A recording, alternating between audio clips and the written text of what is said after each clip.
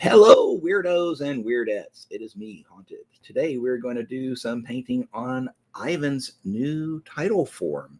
I can't remember what it's called, but we're working on it. So we're just painting him. So this is the model here we're working on. This is the model that accompanies him, Jim. He's kind of a Matrix looking dude. Coming out of the shadows, he's got these wisps of black smoke around him and feeding out of his cloak. And if you look at it, it will actually wrap around to his leg, kind of blends in there. Yeah, I keep having to remember this is reversed of what I'm doing, so I turn it the wrong way. But anyways, that is Jin. So now we're going to be working on Ivan. And I thought we would be doing the shadow thing with him as well, but I think we're going to end up doing purple since owner wants his coat and all to be black. So that is what we are going to do, and we're going to start working on that. So how is everybody doing today? Sorry about that little bump. I hit my microphone. Let me get my chat pulled up so I can see the talkies. Hey, Doug, it's the extra spicy version of Ivan. Yes, double agent. Thank you. Thank you. Appreciate that. We had the original recipe and now extra spicy, extra crispy spicy. So, oh boy, we got the camera way up high or way down low, whichever. It's like cutting the top of my head off. All right. So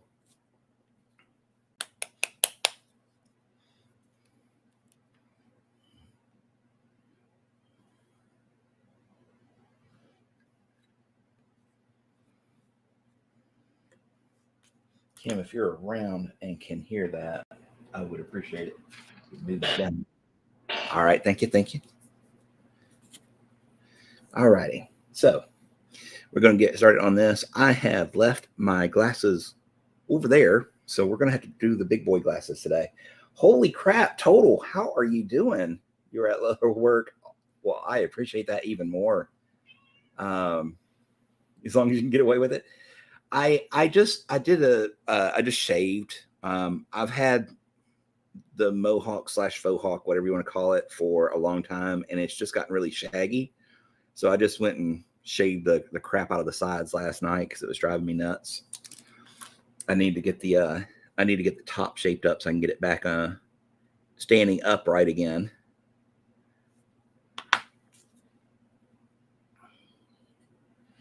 But with the old COVIDs and stuff, I don't go to the hair place much, or don't go as often.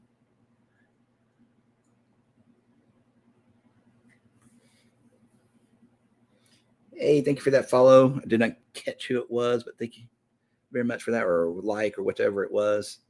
Just saw a blip of it go by on the screen.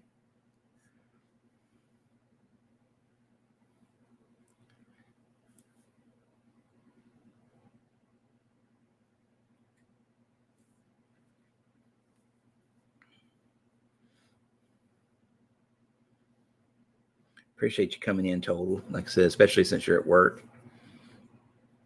It means a lot. Barbara came to me.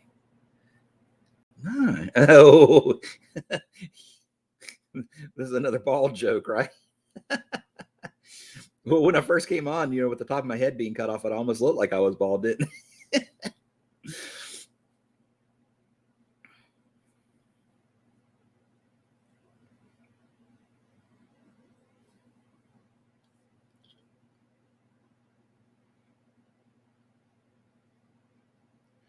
Well, this one's going to be an exercise here because he is basically all black.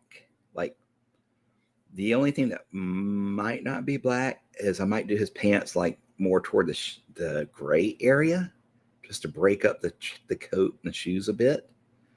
But literally, he's black. There's a little bit of a shirt poking through and a tie, and then of course his flesh.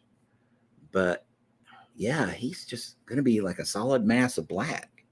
Over here on this side, we'll have some glazing from the light effect here. There was still a little bit black on my brush, but it's no big deal. So we'll have a little bit of glazing that'll bring some color into the black. But yeah, he's pretty much just going to be black.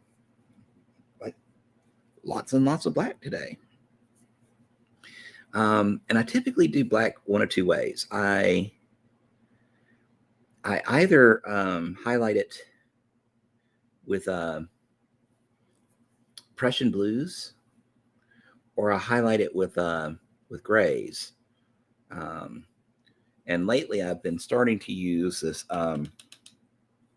Reaper, Dark Reaper, and Fenrisian gray mix. I do this as the first, which is a really nice kind of blue, gray, black, and then this mixed with it Fenrisian gray, and then Fenrisian gray by itself. So that, the two together, and then that by itself, and that works out pretty good too. It gives you a nice effect. That's what I used on Jen's smoke.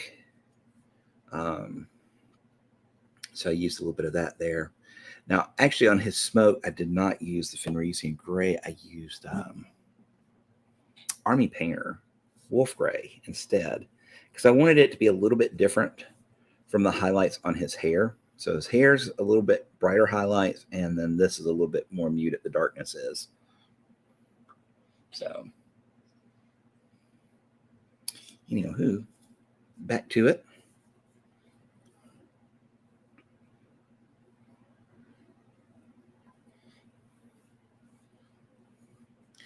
I tell you what, I may have to take a quick super, super quick break just to go grab my glasses, Kim. So let me know when you're ready and I'll go grab them, because these are good for small details, but not good for overall large details. Okay, give me a second, guys. I'll be right back.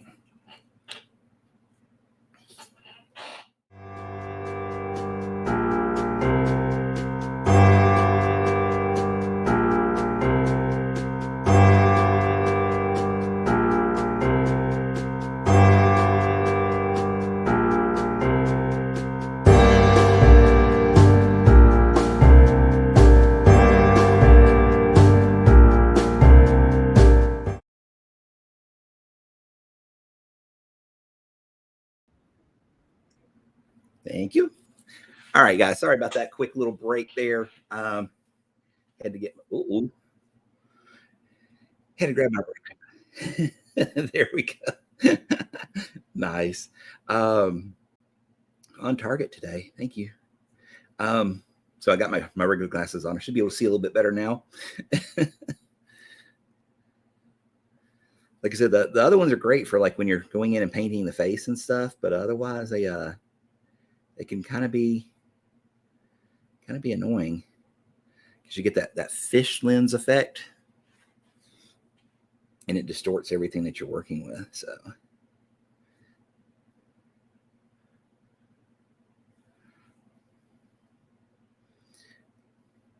it may not be readily apparent, but I'm kind of working with a very thin black here, more like a wash almost.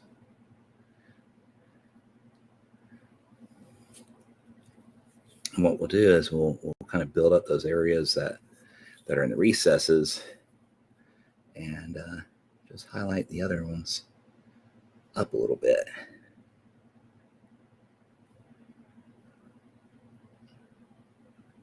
I hope that's being captured, or that it can be seen well enough. Black is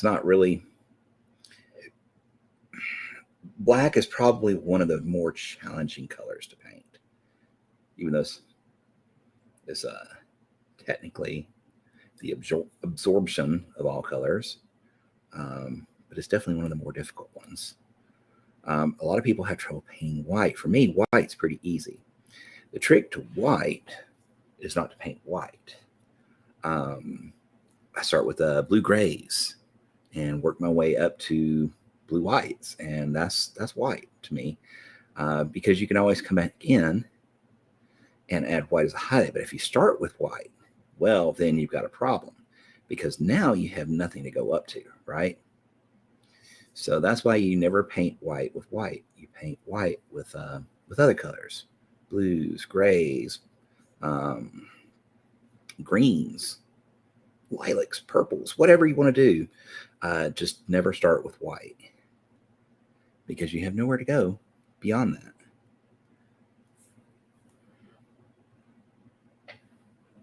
Hey, Caesar, how are you doing? Welcome in, welcome in. Good to have you.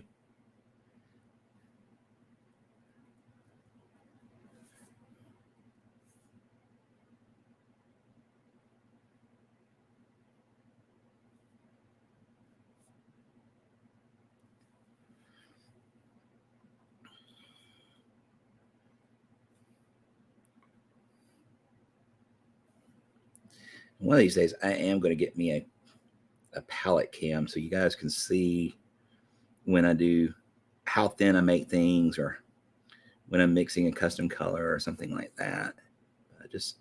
I haven't got around to it. I've got another cell phone I can use, camera. And we could probably set it up with the Twitch Ninja or the Bod Ninja or whatever the heck it's called. And it wouldn't be a problem to set it up.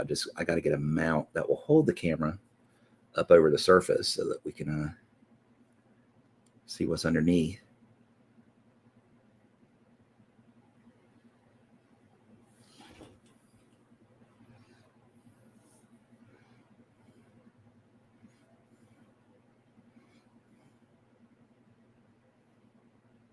So yeah, pushing that shadow down into the wrinkles a little bit now.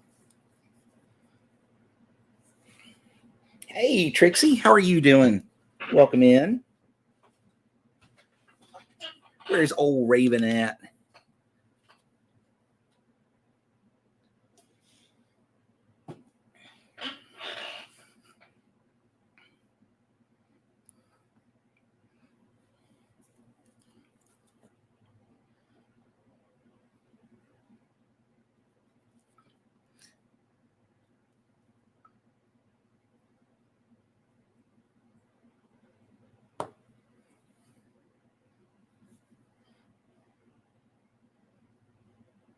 So the other day when you came in and followed, I wasn't quite sure that was you. Wasn't quite. But now that you've said evening, I know it's you now. Because you're one of those future dweller people. Hey, Raven, there he is. How are you doing, sir?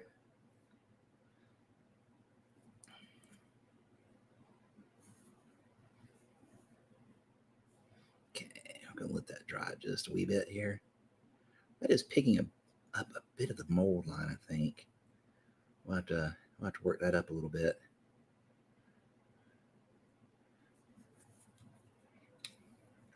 Been busy teaching you to play games today. Built your first Antares model. Nice. Nice. I played some new video game, or not video games, sorry. Board slash tabletop games a couple weeks ago. One of which was Railroad Inkscapes. I really, really liked that one. Another one was Azul, which strangely enough is like a quilt making game. Not quite making a quilt, but it has like quilt like patterns on it. But it's a neat game. Definitely worth checking out. Hey, you've heard of it. Cool. Yeah, it's a good game. I like it.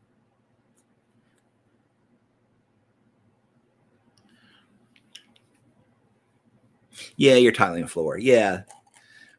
Well, it was described to me as making a quilt, but tiling a floor, making a quilt, both had the patterns involved. It works either way. But yeah, it's a good game. Solid game.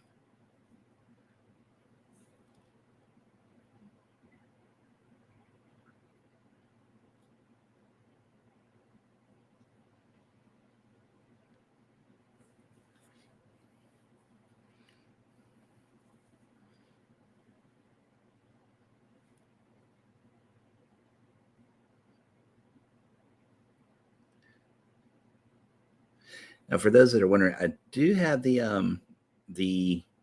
Weirdscapes terrain that I was working on. I have not finished it yet because I was planning on doing it on my personal stream, but we can come back to it another day here, or we can finish it up on a personal stream. But I've just kind of set it aside and have it ready for the next go round, the next time we get to it.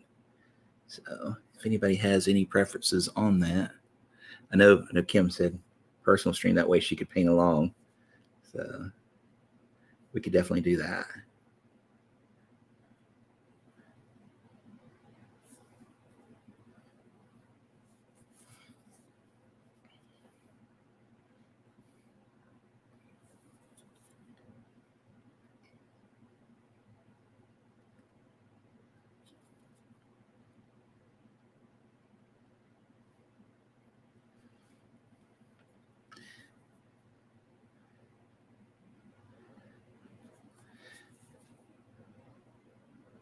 So does the people that play a Malifaux, do any of you guys use do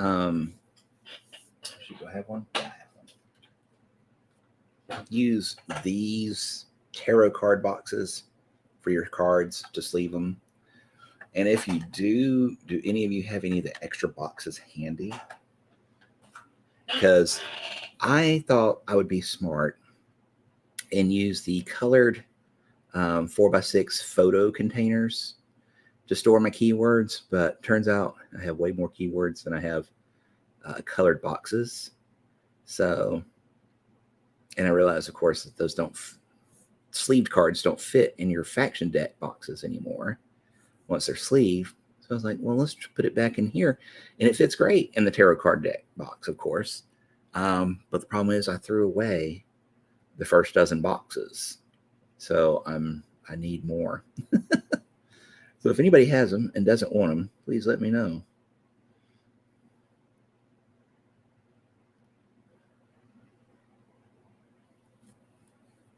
Just the box. The sleeves I have. I just want the boxes. I contacted the company last night, and they responded back, needed to know where I was on the globe, so they could contact the correct warehouse. But they haven't gotten back to me from that. The company's actually from Denmark. So probably by the time they got in touch with the U.S. warehouse, they were probably already gone home for the day. But just thought I'd put the word out, Oops.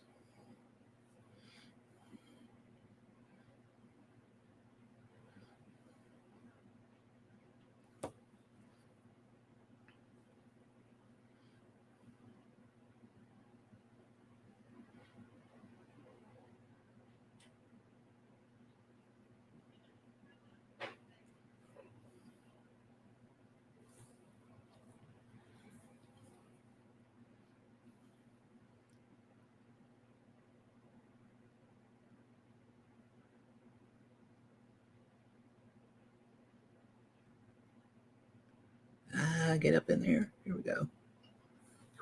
Some of these are kind of hard to hit. I'm going to have to take this guy off here real quick. Get up underneath here.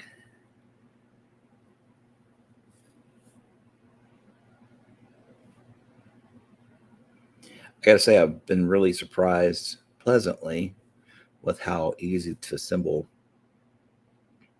these Title Masters are. I mean, Hoffman was probably I guess Von Vader, whatever, is probably the quote toughest because of where his pipes go and not being real clear on them. But I guess probably the only other quote tough spot was Jen trying to figure out where that piece of smoke went down here. And I was trying to put it up on top of that, and I was like, no, that's not right. And I noticed the notch down here. I was like, oh, okay, there we go. But by and large, they're so much easier than the old minis. Most of the third edition, the new sculpts are. And just FYI, I'm not one of those people that has a problem with putting together models. I like putting together models. Challenging is fine. Does not bother me. Just so we're clear. But I can always take a moment to appreciate when a model is easier to put together, right?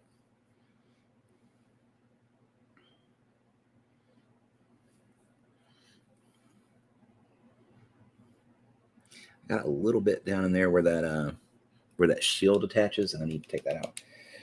Lady Yume is a rough build. Yeah, now I can see that one being a little rough because of all those legs, and yeah, that one could probably be a little rough to do. Calypso was a little tough, kind of like figuring out how to get the legs, because they had to go kind of together in a sub-assembly almost, and then you insert those into the body halves, because I initially was going to put the body half together and paint the legs separately, and then I realized, oh no, the body can't go together because they go in as one piece, and once it's together they won't fit in there. So I had to reverse gears real quick and yank the body apart and come at it from a different angle, which meant a lot more masking and stuff was going on than originally planned. Suspected something her will give flashbacks to the KDM Phoenix. That is one I've never done any Kingdom Death. I've heard they're right up there with Yanlo's beard, or some of them are, anyways. I guess I should say second edition Yanlo's beard now, because the new one's not as bad. So many hands with no build instructions. Oof.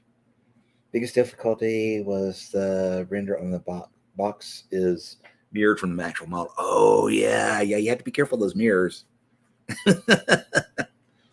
Those will get you.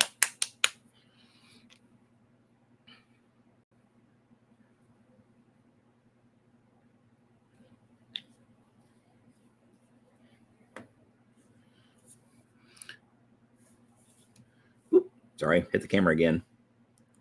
I got my camera a little closer to the model than normal, so I am smacking the crap out of it constantly now. I'm sorry about that. We'll back it up tomorrow or Thursday. So I won't hit it quite as often. But it's also it's like extreme close up.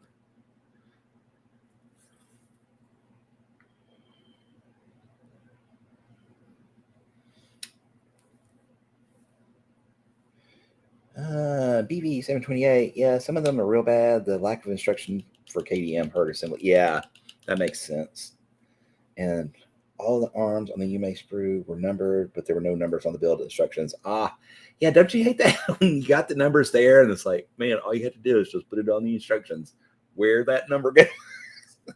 It doesn't happen often. You don't see many of them numbered, but when they are, you kind of expect the instructions would show the number where it goes. Appreciate that good assembly. Instructions are hard, but they're also great when you have them. Yeah, that's very true. Multiple man army, English Ivan, my first core box. I'm excited for the new title version. Yeah. This was one of those surprises at Gen Con. I didn't go. This is a client of mine's. He wasn't expecting this box to be available, and it was there. And so, of course, he snatched it up. I wasn't expecting him either, so I didn't budget for it. And got the ones that I'd planned on getting, the ones that were mentioned and knew were going to be available. I got those via the sale, but I did not know about these others being available at Gen Con, so didn't budget for them. And but luckily I had a friend going to Origins last week, and I was like, look, if you're going to Origins, one, get me pictures because I've never been there, and two, pick me up the Vix Yanlo box. And so I've got that. It should be here Friday,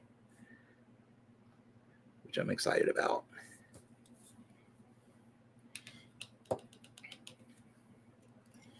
Numbers plus a mirrored render made for a frustrating evening. It has 4 arms that I haven't attached yet. Oh, wow.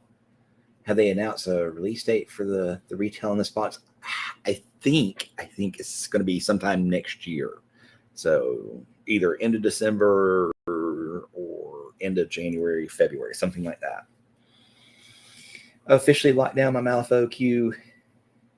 Hey, Terry, thank you for that like. Officially locked down Malifaux queue until I'm done with current cruise, but English Ivan is on my maybe list. Yeah, it's probably worth getting the maybe one. Yeah, that was nice being able to get it getting it early. And I'm not sure. Is the Vix out? I can't. Somebody's going to have to tell me. Are the Vix out, or are they one of those other ones that are going to be a wait? I think they're out. Could be wrong.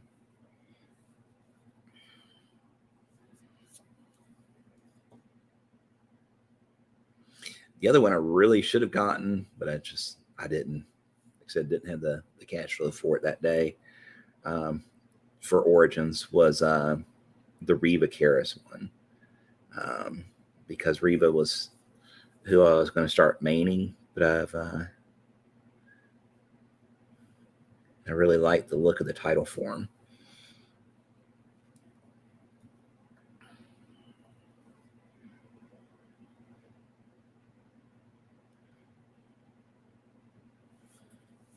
Kind of funny that the base is purple, matching the flames that we're doing.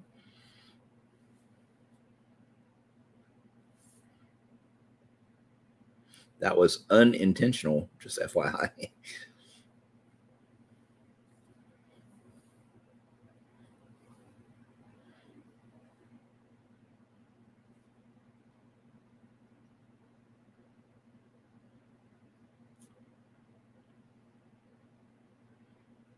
So I know it happened, but does anybody know why it happened? What the heck happened to Facebook and Instagram yesterday?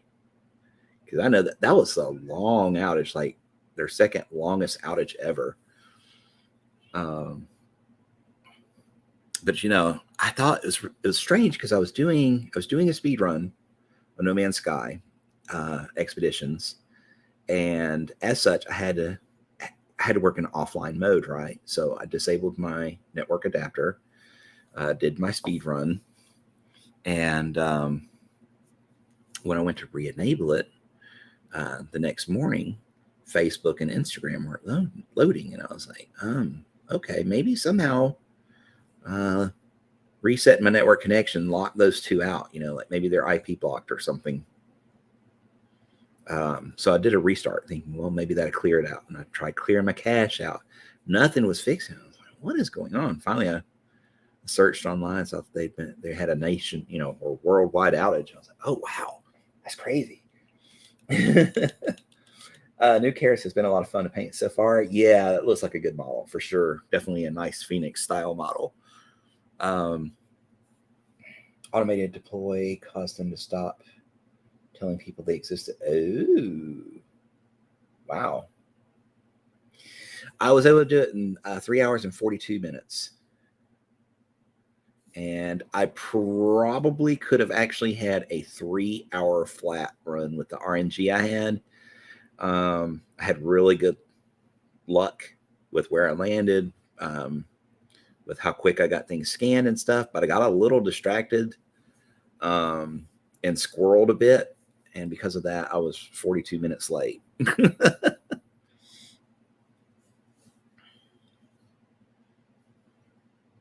But I was on pace for a 3-hour run for sure. I just kind of lost it at the end, partly because I was in a little bit of pain. My foot was hurting, and I wasn't really concentrating hard.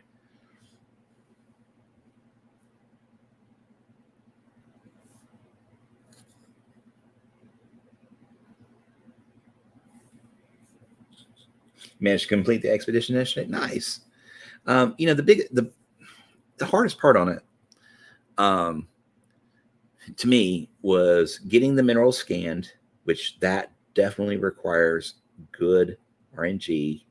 Getting in a location that has deep enough water that you can get the extra minerals scanned, because there's several minerals that are only underwater, and they're only under deep water. So you have to have deep water available nearby.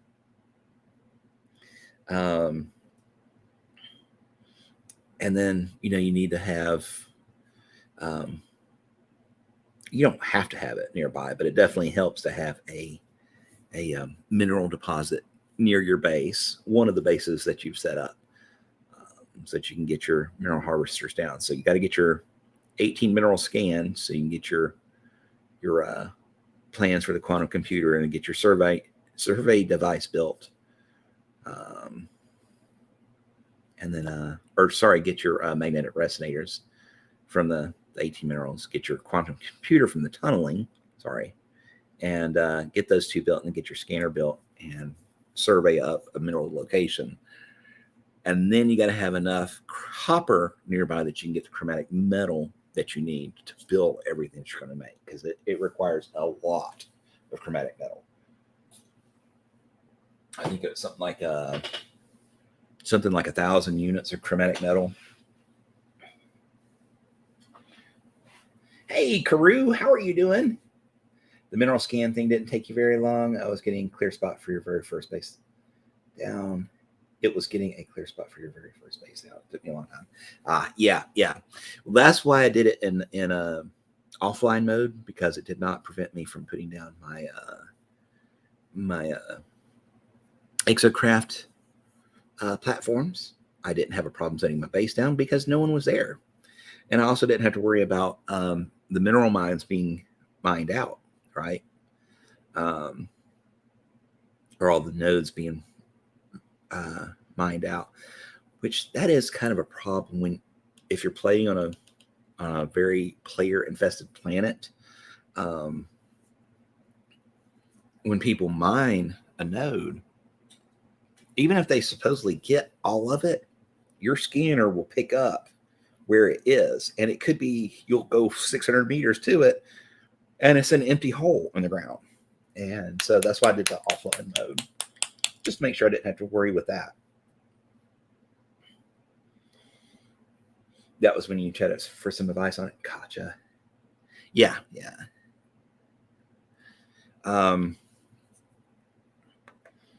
There's actually a formula which I found for your harvester. I mean, for your solar power and your batteries, that will tell you how many you need, or how many harvesters you have, or for your power consumption ratio, and then how many batteries you need that can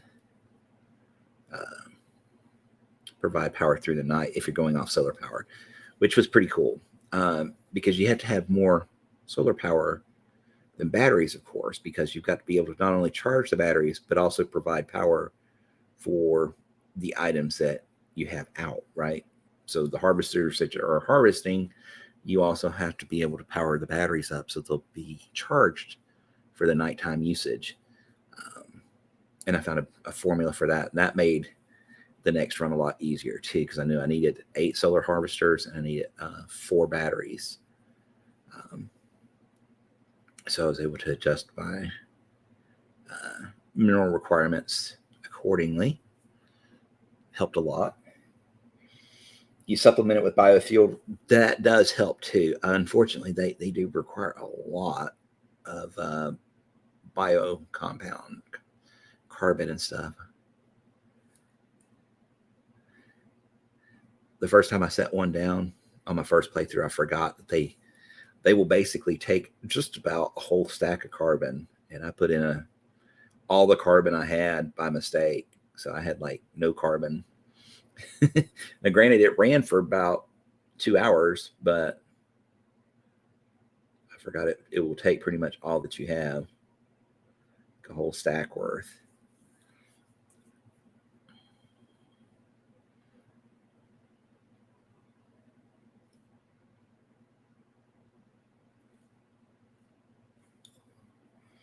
Ran around your Minotaur destroying all the plants. Nice. I did not get I did not set it up to run the mining laser. I probably should have. It probably been a lot quicker to do it with the Minotaur, because it doesn't seem to cool, or it doesn't seem to overheat near as often as the personal one. And you're moving in the exocraft as well instead of just running around on foot. So it definitely seems like the speedier route. I wish you could do it with like the Pilgrim, because Pilgrim's so much faster.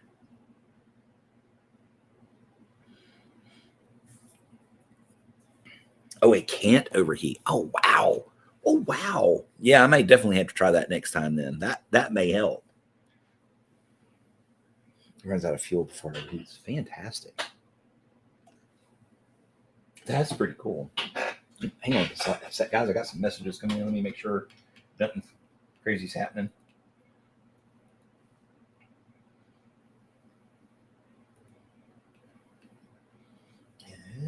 Oh, you got your little, show me your 3D printed deck boxes. Nice. Okay. I'm going to flip the Ivan upside down. It comes out of frame. Oh. Okay.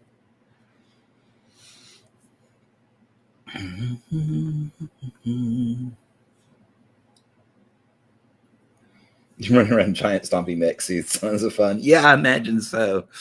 I didn't like how slow it was compared to the Pilgrim, especially when you're on a time schedule.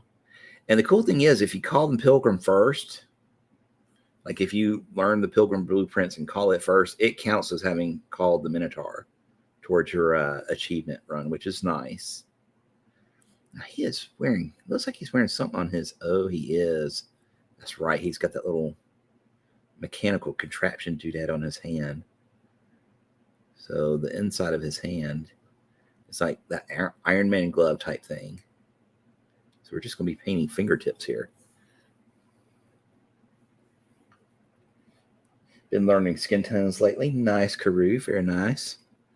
Skin is a difficult one. Right up there with black and white and yellow for most people.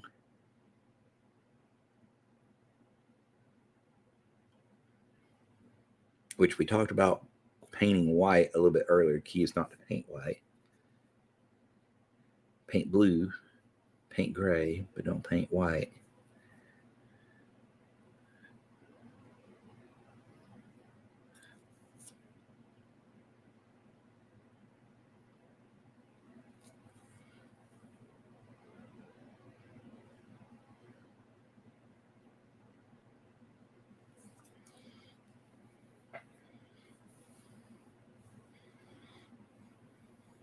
Yeah, you can make it fly, but it's a short range fly, unfortunately. The other reason I use the Pilgrim, not only because speed, but because when you play the expedition, the Pilgrim has equipped the blueprints. You still have to build it, of course. You have to have the resources to build it, but it has the blueprints for the advanced scanner and the advanced scanner, the A upgrade and the B upgrade on that advanced scanner. And those two upgrades will allow you to scan for trade outposts, which are required, and to scan for abandoned buildings, which are also sort of required to get your larval cores, right? So that's another reason why I'm partial to the Pilgrim first. It does help the mini learning is roughly 10 inches tall. That is true. Large scale miniatures can be a real big bonus when you're trying to learn things that are subtle. Like, flesh tone, there's only, granted, I've seen people do amazing flesh tones on small little faces like this. But in general, for most people, it's difficult because it is so small, right? There's not a lot of area to work with. But when you work with a larger scale model, you have some room to play around. So yeah, definitely worth working with large scale miniatures every so often, or bigatures, or whatever you want to call them.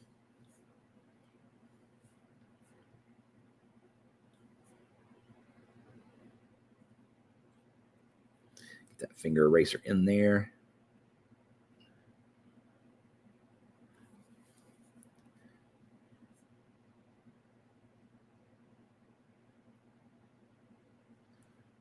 Luckily, that is on the edge. Don't have to worry about that one too much.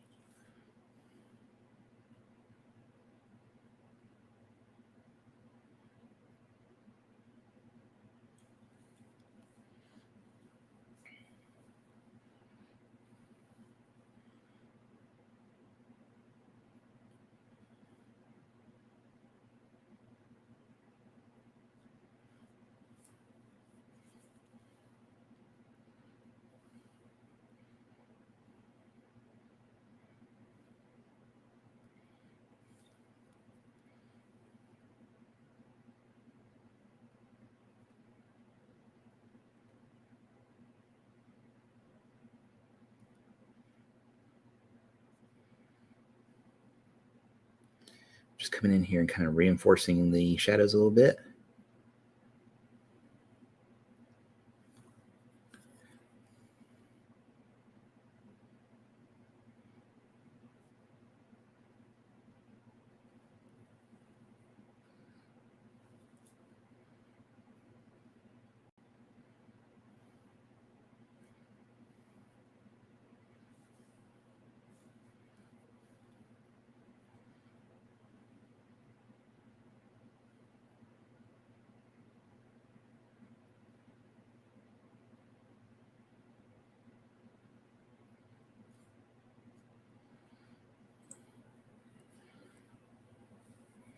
Hey, McBluff, how are you doing?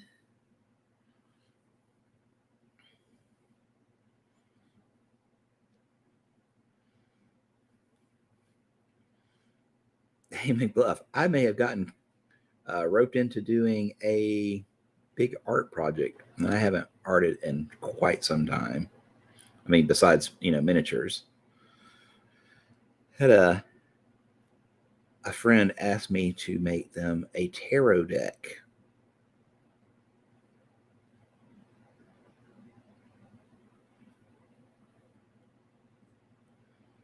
That's a big big project. 78 cards is like the minimum for those. Yeah, I am. I am not sure I am up to the challenge.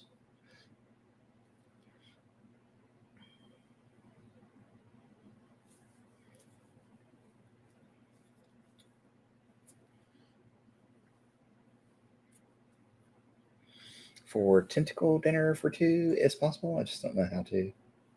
Wait, um,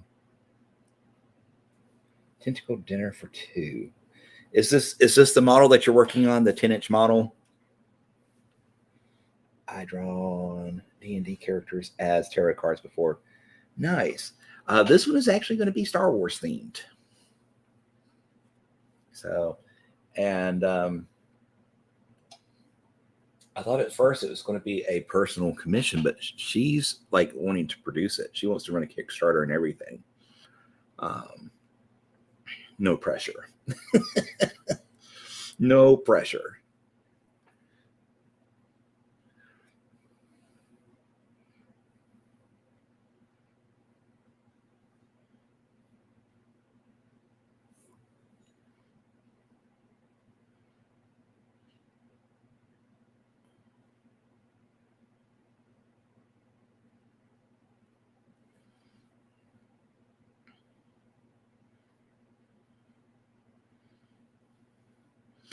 Never be afraid to use that finger eraser, guys. It is on your hand for a reason.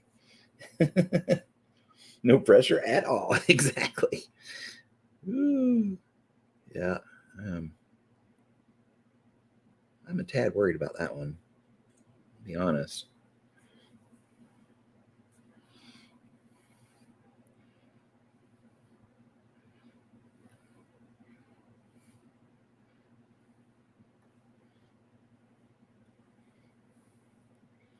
Let's see here. Was referencing the question tentacle banner for two hand. Did I miss that one? It must have been on the other chat window. I didn't see that. Whoops.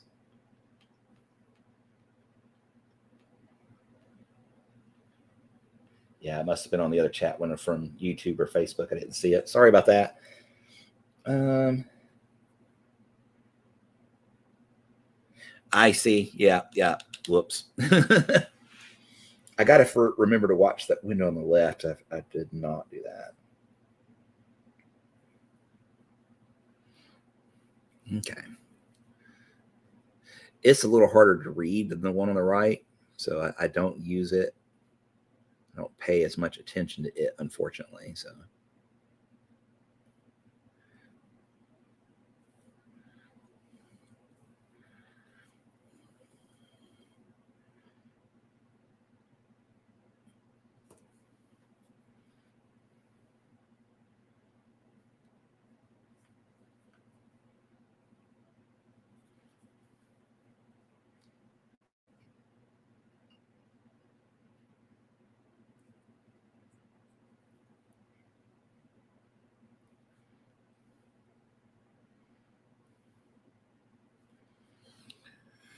you water that down just a tad more. We don't want to go crazy dark, right? We're trying to keep some of that lightness in there.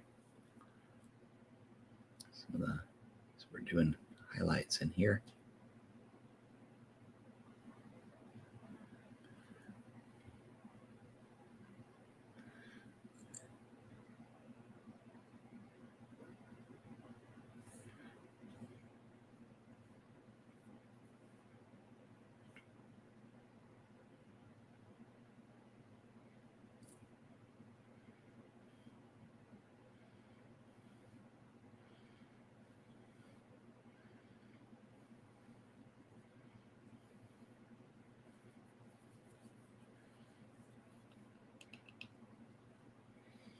You have yet to do a Zenithal Prime.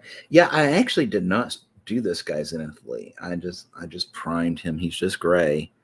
But I'm kind of working up the blacks as if he was Zenithal, but instead of just laying a thin coat of black down, it would have probably been a lot easier if I had done him Zenithal than what I'm trying to do now. Because essentially what I'm trying to do is paint in the Zenithals with thinned black, which is you can do it. It's just more work.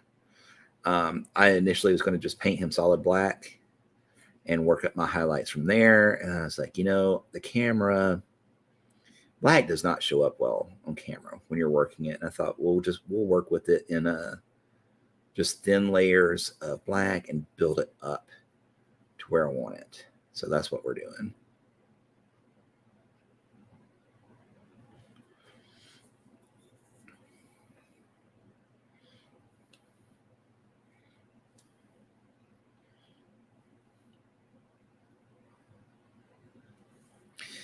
So, what's on everybody's hobby table today? And Kim, have you finished your Toil and Trouble yet? Are you still working on that? I saw your progress on it. This is looking great.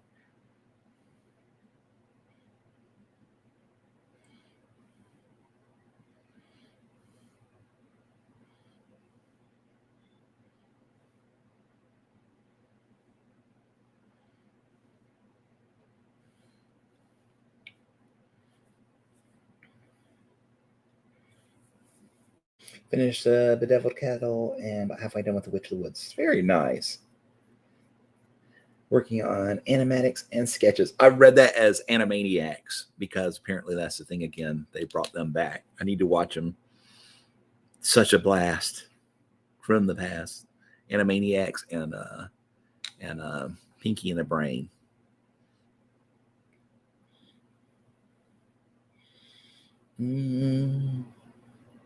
Bunch of train I was working on last night. Heldrake Mark II. Ooh.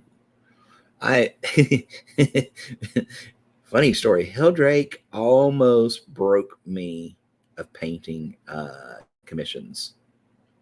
My first commission was for a Thousand Sons army, which, if you're not familiar with that other company, Thousand Sons are basically an Egyptian themed army of superhumans that have, because of a magical spell / curse, are basically dust encased in their power armor, right? But anyways, they're Egyptian themed, so they have these elaborate headdresses and stuff like that. Well, a lot of work goes into them.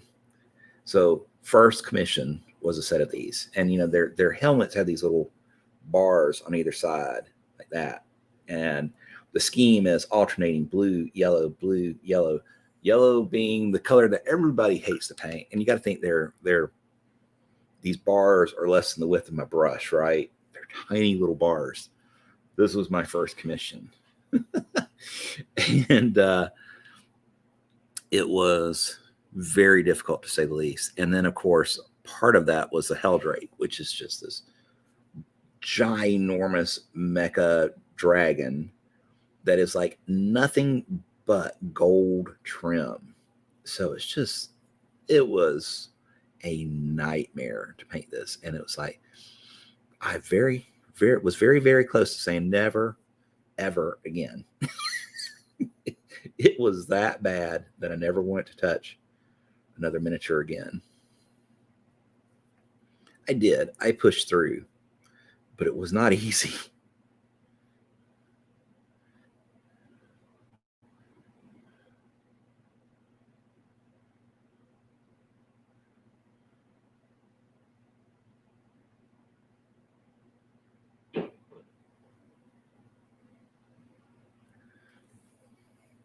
You painting your Heldrake back in the day? Oof, not me. Never again. I mean, I was very glad that shortly after that they had stopped or they had cut down the number of units you could have of the same type, the same data card or whatever you want to call it, data slate. Because prior to that, 9 was not uncommon, and I had a couple commission requests for 9 Heldrakes, and let me tell you about wanting to go postal. Those were horrible.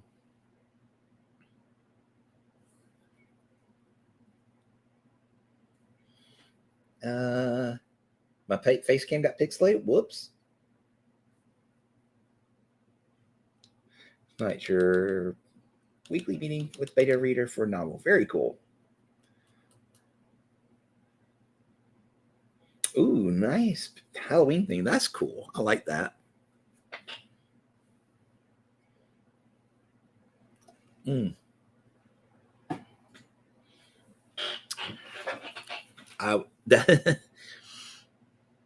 Now, my one exception to painting lots of gold is basically where it's just nothing but gold, like say custodes or custodies, however you want to say it, custodes or custodies, either way. Um, Damn, I completely forgot to paint this purple, guys. Why didn't y'all tell me? Um, that army, you can spray gold down, then wash everything. You could practically do a dry brush for the edging, and then you paint banners and accents red and a little bit of black here and there and some silver here and there, and you're done. Now that kind of gold I would not mind, but painting like gold edge, gold trim everywhere, nah. Gold is my least favorite color to paint. Non-metallic gold I like better than gold. If that's a little weird, right? Usually the reverse. Most people like metallic gold versus non-metallic. But yeah. Oh, the army made the custodes look dull by comparison. Wow. Wow.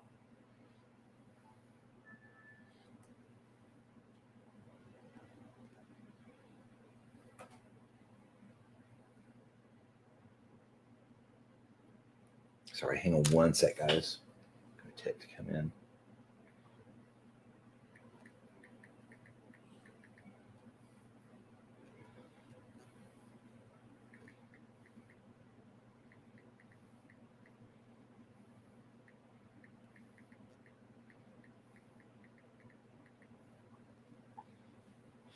Okay, sorry about that.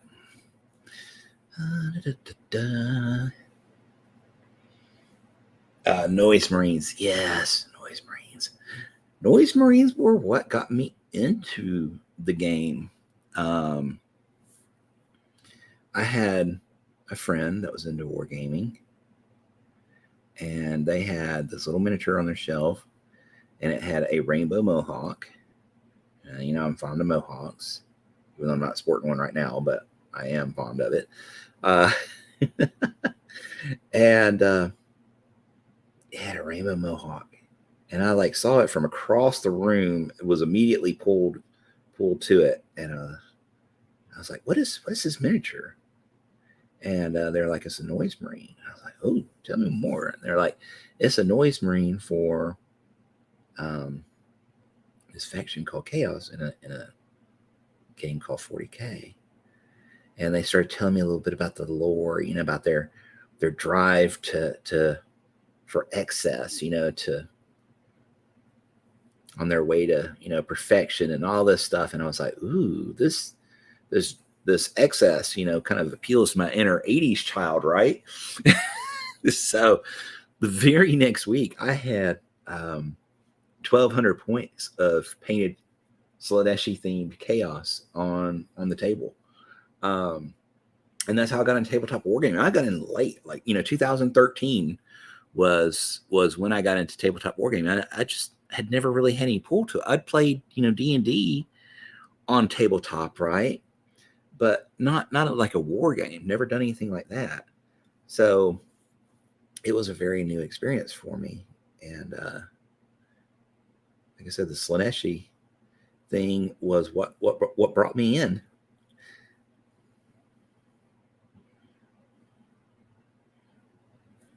So, and from there, I ended up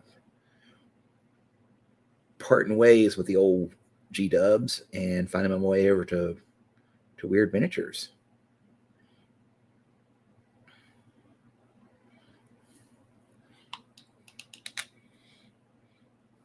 McBluff, no worries. Was that about the Animaniacs? What was the no worries for, McBluff?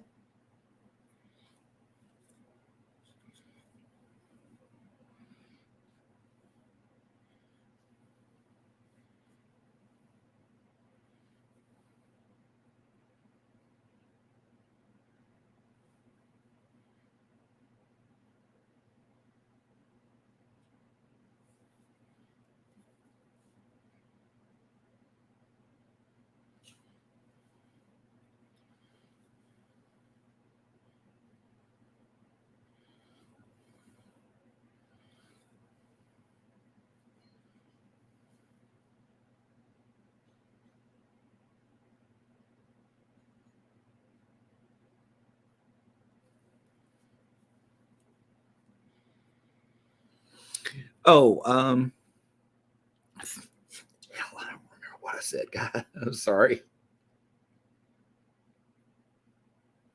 I'm horrible. It may, like I said, may have been about the Animaniacs thing because you said you were working on animatics, and I said I thought first thing I saw was Animaniacs instead of animatics. I may have said sorry there because that was where my mind went to was Animaniacs.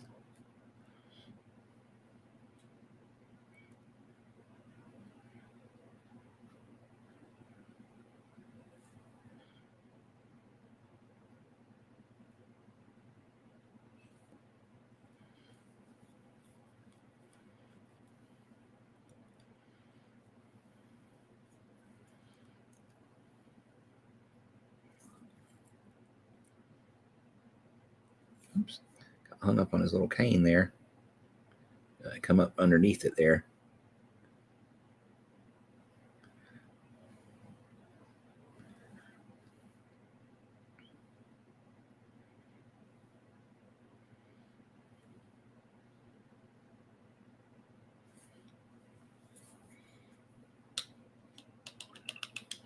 Okay, I'm going to have to get us another little dab of black here in a second.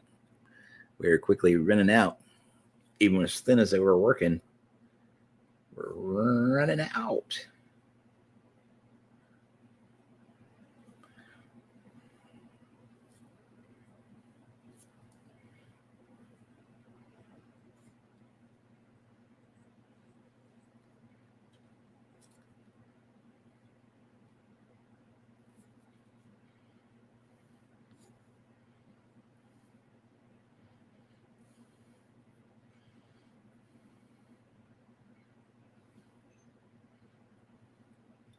Did I miss his ear? I totally missed his ear when I was painting flesh. Good Lord. Good Lord.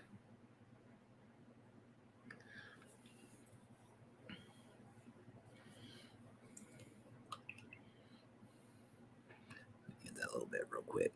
Oops, still got black on the brush. There we go. Now we're clean.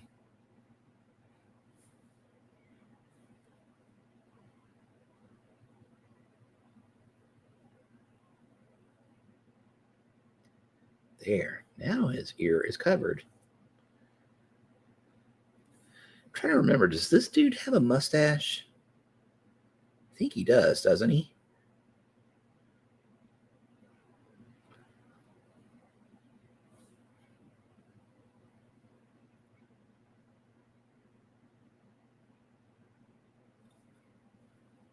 Like all the other dandy little boys. Pretty sure he has one. Maybe not like super large like the old prospector dudes. I don't think it's that big. But yeah, he's definitely got a mustache, I think.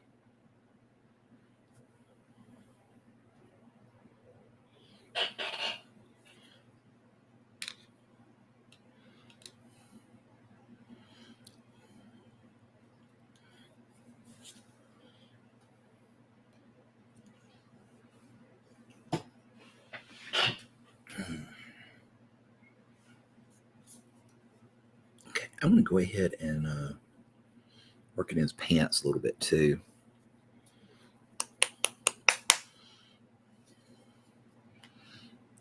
Because we have kind of forgotten our inside out rules.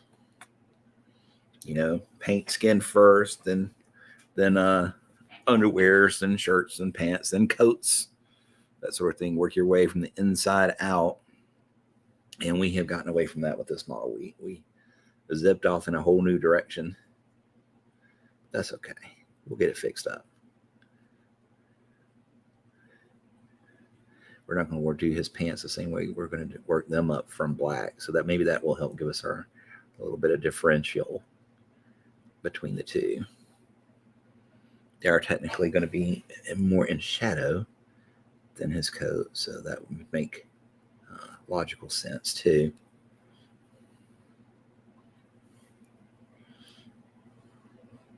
So has anybody been watching Only Murders in the Building?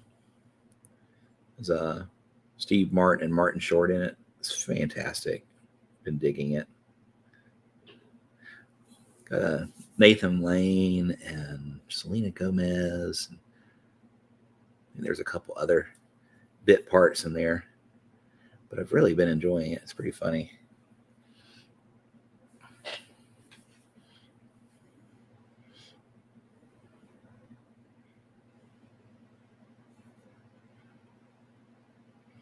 It was funny when I first saw it. I was like, that title sounds weird. Only Murders in the Building. And then when they got around to deciding this podcast name, they said, they were going to do podcasts on that only covered murders in the building, or only covered only murders in the building, and that's where the name for the show came from.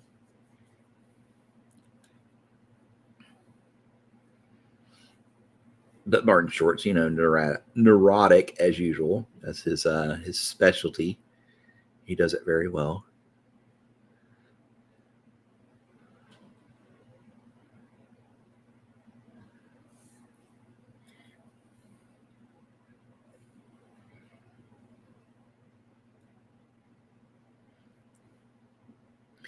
What do you think? Can we break the black brown rule with Ivan? Can we put brown shoes on a mainly black outfit? Or is that still taboo like white after Labor Day? What do you guys think?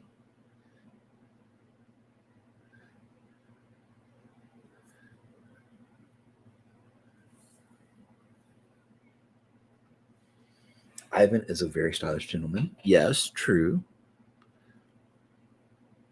But would their style follow those same rules? Because like the cherry brown with blue thing has been done a lot lately, and it looks good. And I've seen black and brown used together. It looks good. It's been a fashion faux pas for for decades. So I wasn't sure if we could get away with it on him or not.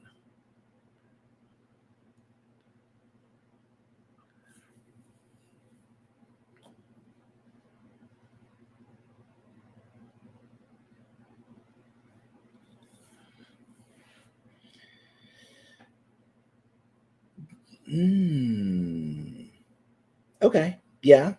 Could do high gloss. We could do that.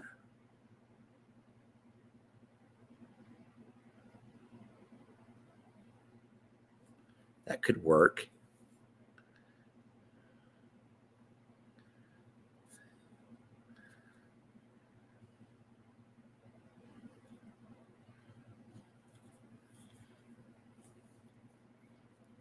Now, see, the funny thing is his artwork depicts a very brown coat, not black. At least on the artwork I saw, it was very much brown, dark brown in one, and a kind of grayish brown in the other. But it was definitely brown, not black. But owner wanted black, so we're painting black. Black is like my least favorite color to paint. Like I said, I would much rather paint white or yellow than black any day. And most people, they would rather paint anything but yellow or white.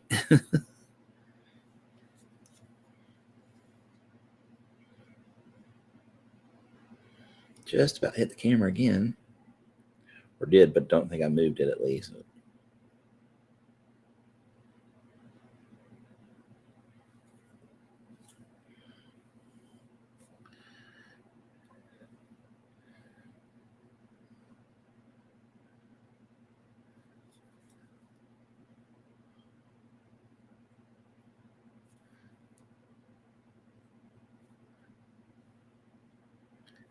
Know what where they're at. If I could pull off the spat look, they're awful. That cone here of purple stuff would be very hard to get in there, and there's no defining lines. but I could potentially do spats on there as well to make it look a little bit more distinguished as a shoe.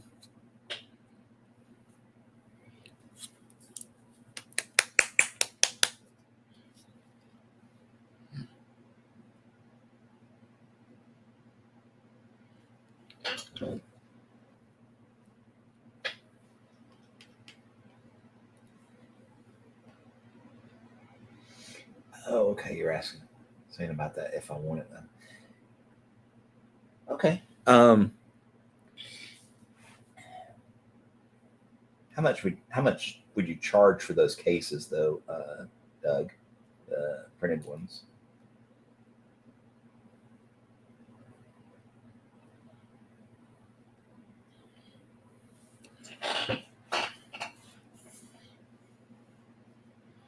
Need to get a little bit black in there. I can't believe we've only been going for an hour and 15 minutes. Seems like we've been going a lot longer.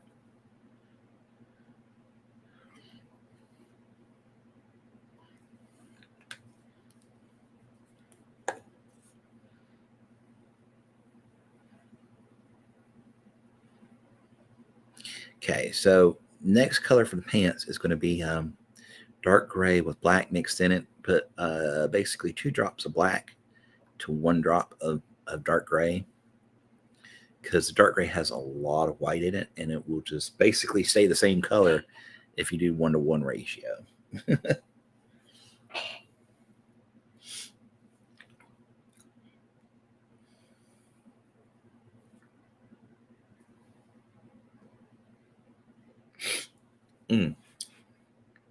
Sorry, guys. I was trying to have a sneeze there and didn't want to do it on camera. Ooh, got my eyes watering and everything.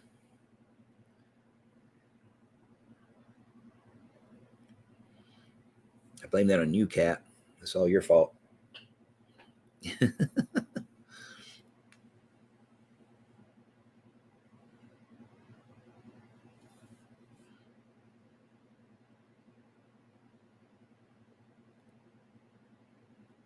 Well, we totally missed that big old black patch of black there. Whoops.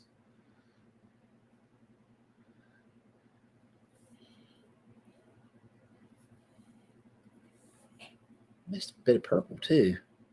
God, that's really hard to get in there. Some of those crevices are hard to get in. I really wanted to do this with the purple separate from his body, the swirl separate from his body, but because of the attachment point on the hand, because it attaches to the back of his hand, and then his hand is separate, or his forearm is separate from the jacket, and of course it had to fit here against his leg. Basically, we had 3 contact points. We had actually 4, because there's a contact point down here too, that we had to have a line up. And I was afraid that if I tried to do it after painting, that I would just wreck the paint job. So it's like, we'll go ahead and attach the purple. But yeah, I kind of wish I hadn't. It's definitely hard to get in some of these little crevices here. I don't know if you can see down in there where the purple's missing.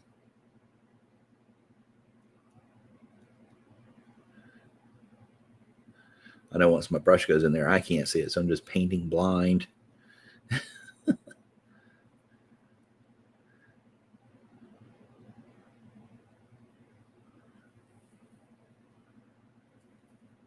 Need to idle for a bit. No problem, Carew. Lurks are always appreciated, man. You know that.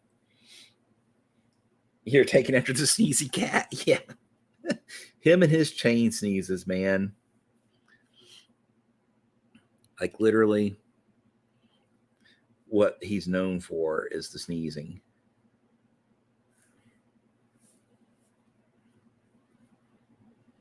Everybody loves the cat.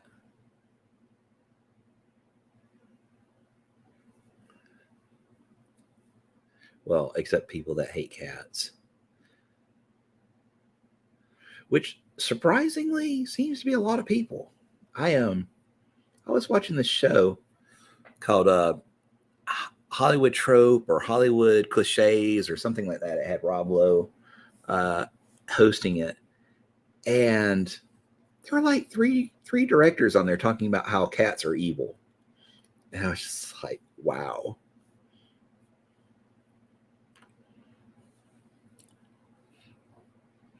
Not some, just all cats are evil, and explains why in things like the magicians, you see them blowing cats up left and right. They must have blown up at least 50 cats in that show. Not like actually blown them up, but for storytelling purposes in the show.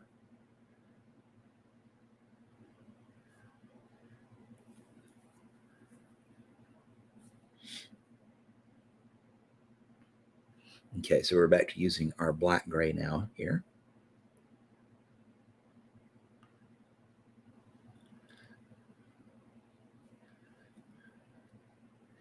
And we're going to come down here and pull in a little bit as well.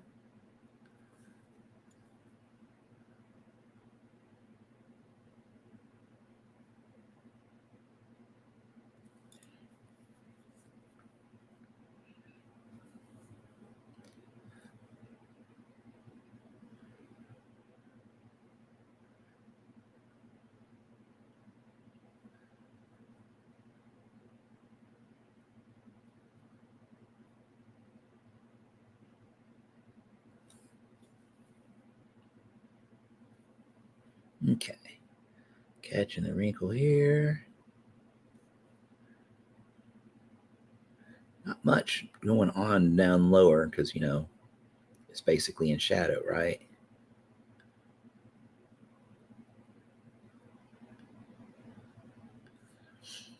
Okay, now we'll go to dark gray from there.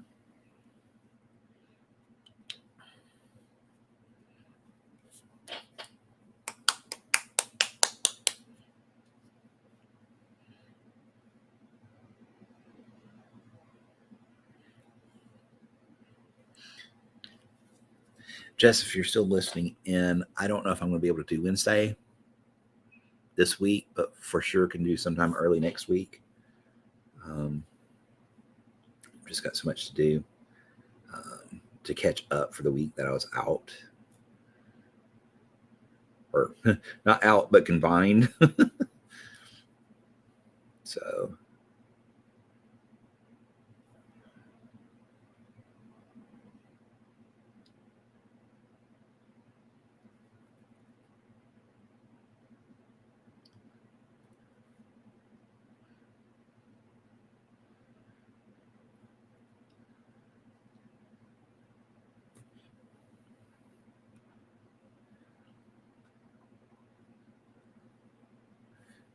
so we're not wanting to do the entire area. We already painted with the black gray.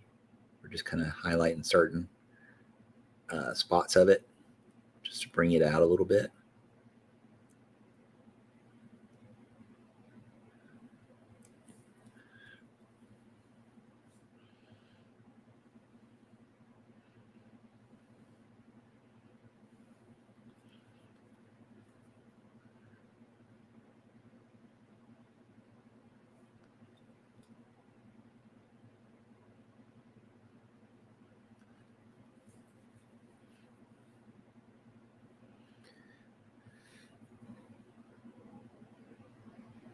There, something right here.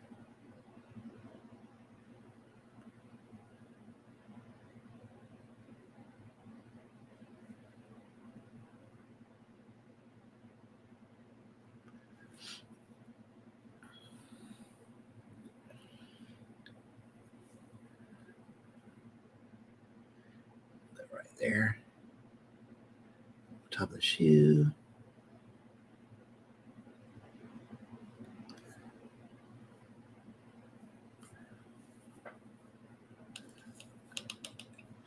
Okay, now we'll go with a little bit of the dark gray mixed with some London gray.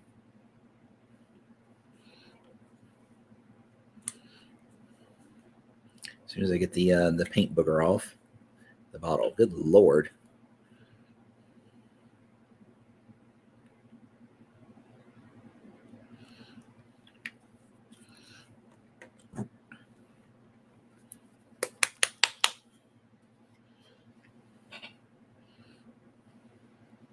Is that London? Yeah, that's London. Okay. I'm going to try 101 first just to see if there's enough difference between the two. If there isn't, we may add more of the other one. It's pretty bright. We may have to put a little bit more dark gray in there. So we're going to do about two dark gray to 1 London gray, 1.5 dark gray to 1 London gray. Another comment? Oh, yeah. Yeah, okay. Definitely don't. Well, I derail the stream a lot, so. But yeah, you're probably right not to derail it too much. I have wore a hole in my palette paper, so this is time to replace. I've used that sucker about 10 times, and it said, I've had enough. I'm done. There's a hole in me, like your favorite pair of socks. We're finished.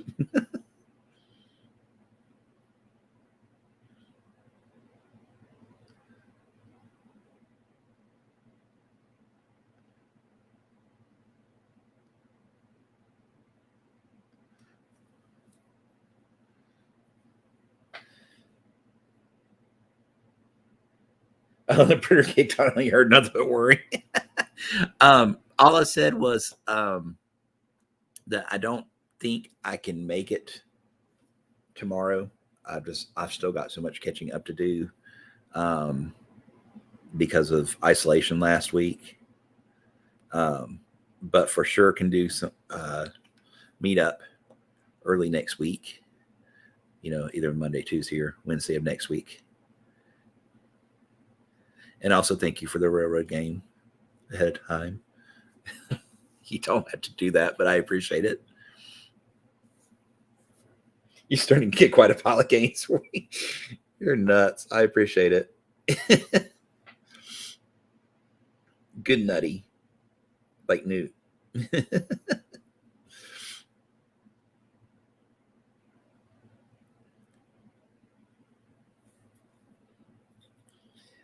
Just gonna lurk go handle some work right from the computer. So catch you later.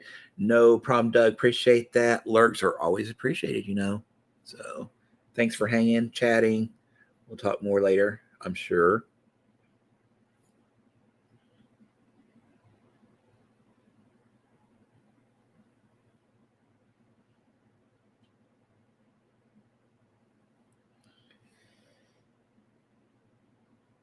I'm not sleeping. Ew. I mean, I'm not in a huge rush. It's I don't have many people to play games with here. So, and when I finally get around to playing games, it's going to be probably with you and the others anyway. So it's no big deal.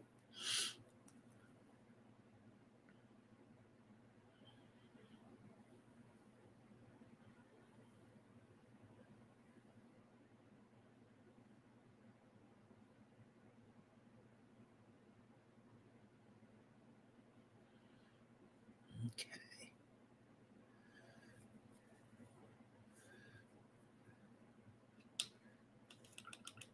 Ooh. Wow, we just got some serious like buffer slash pixelation there. Don't know if that's on my end or not. I'm going to do something real quick if I can find the color and get that wash down on the flesh tone, because we're going to start working that up here in a minute. Once that's dry, if I can find my flesh wash. No.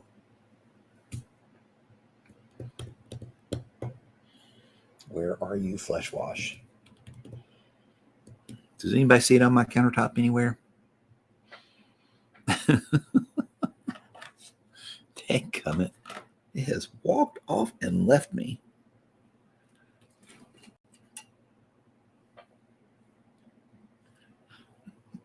There it is. Yay. Oops. Yeah, that's a big oops. Well, see, I kind of put away paints that I wasn't using on the terrain project, and now I'm using paints that, were put up, and I'm having to go track them back down again. And I did not put them in the proper order like I usually do. So, yeah, it takes me 10 times as long to find anything. That's all on me. I have a system, and I disregarded my system.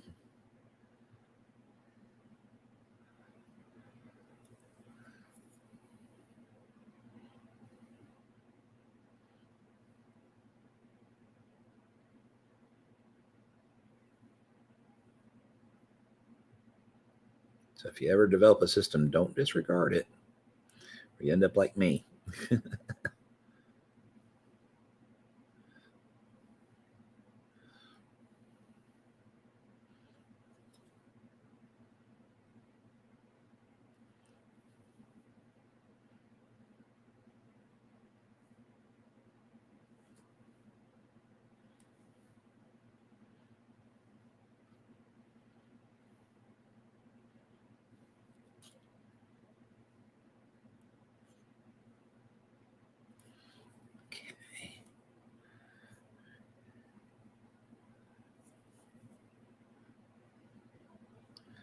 To get a little bit of that flesh up on the gray of his jacket sleeve, we'll have to fix that. See right there, get up in there.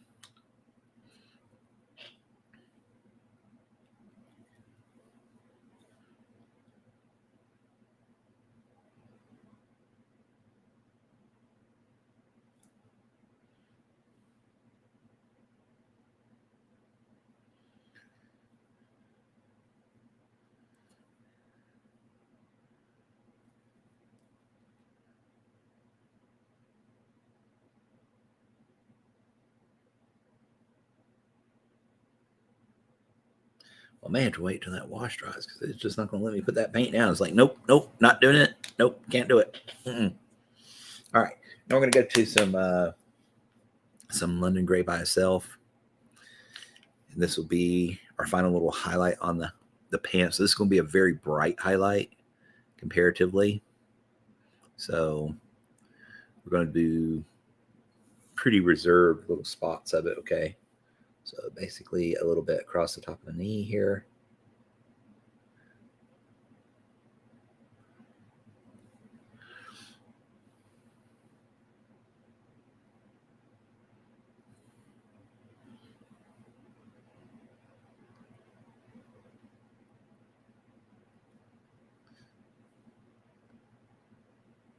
Right up here on this wrinkle.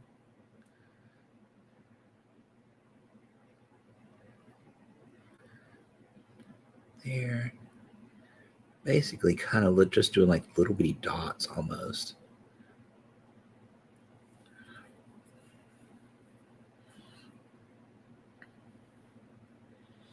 Highlight it in purple. We're actually going to be doing a little bit of that llama. We will be doing a tiny bit of purple highlighting on here because we do have this lighting effect going on around his pants. So we will be catching purple on those highlights. So we'll be glazing those with purple later.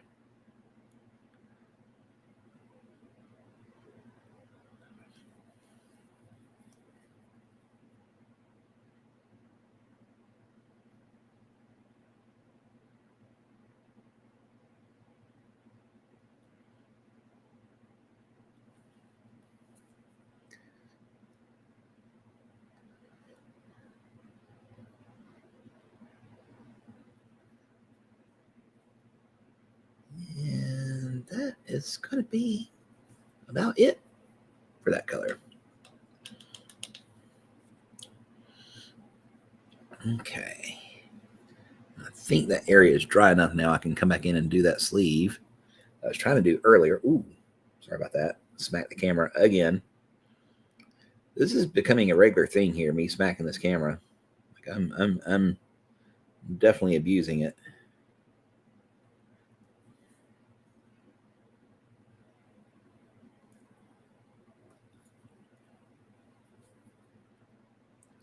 I do believe there is a bit of a sleeve hanging out here. I'm not quite sure. But we may come back in and paint that here in a second once that dries. All right, so yeah, we're going to do a little bit of what we did with Jen on his cloak. And we got these really rich dark shadows here. What we did was mix in a little bit of violet from Chimera in with our hex lichen and a little bit of it by itself. So that's what we'll be working with next.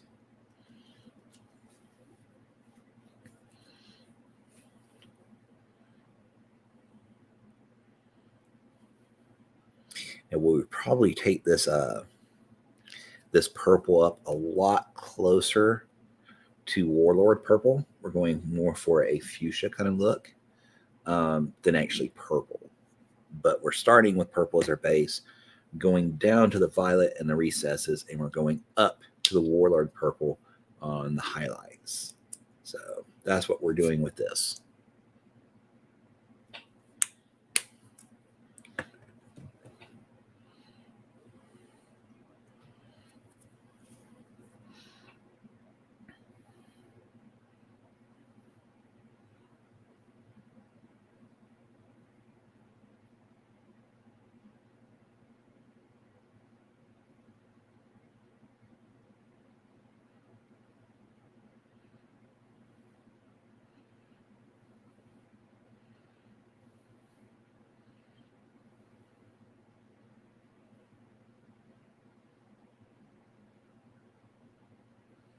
Okay, we've got a little bit of a blend going on there.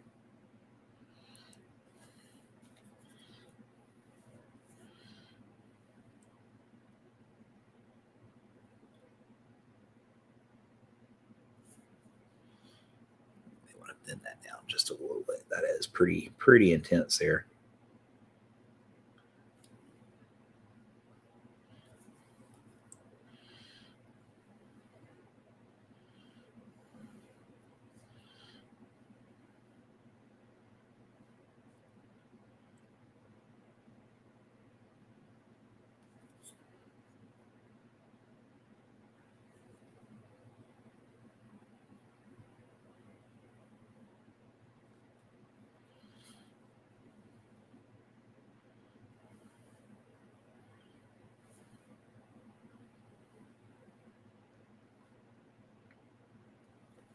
Okay. This that violet mixed with the hex lichen is just beautiful color. I mean, it looks good. You know, really dark. It looks really good. The closer you get to the hex lichen, you know, like if you're just mixing in a tiny bit, the violet, but it really is a pretty color.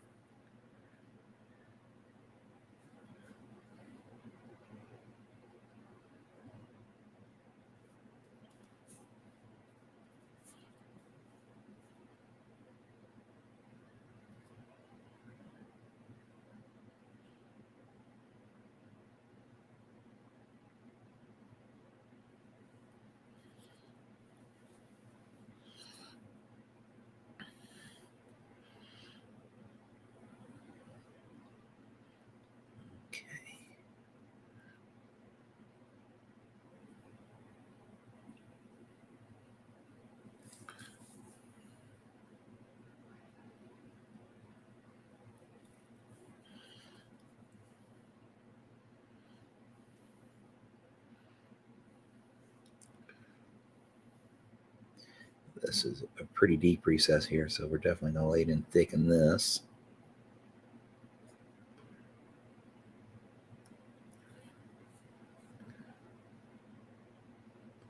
Actually, several little recesses there.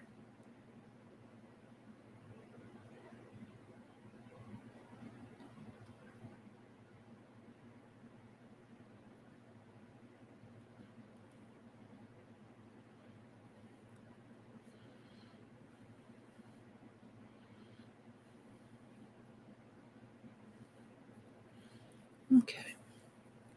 Start to pull it together.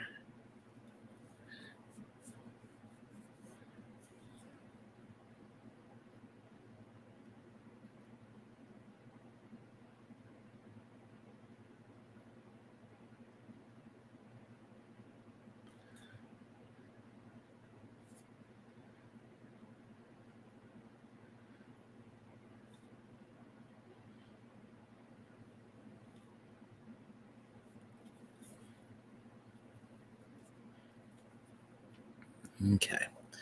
You're just going to continue working this X-lichen and violet. It's we're kind of doing a wash, but a little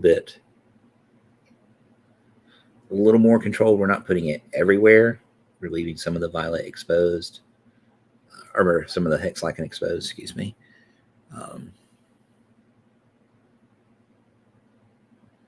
And these underside pieces, you kind of have to throw it in like a wash. Can't much get in there any other way.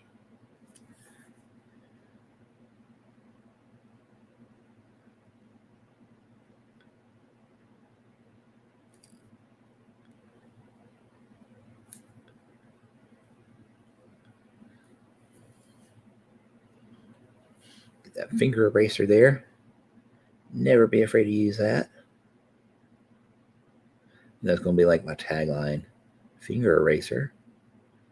Kind of like Bob Ross's was, happy little trees. Mine's going to be finger eraser.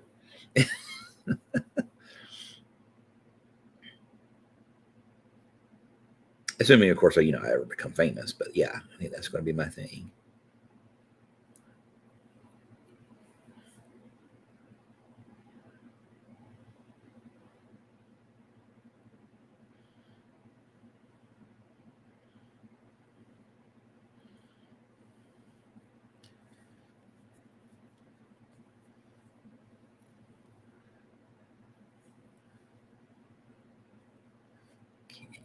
Coming in here, catch underneath this.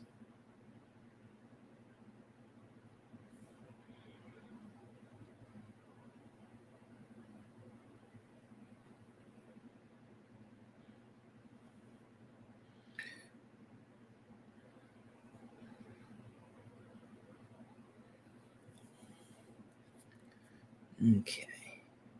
Get up underneath here. I don't know. I don't see it well enough, so we're going to redo it if we didn't.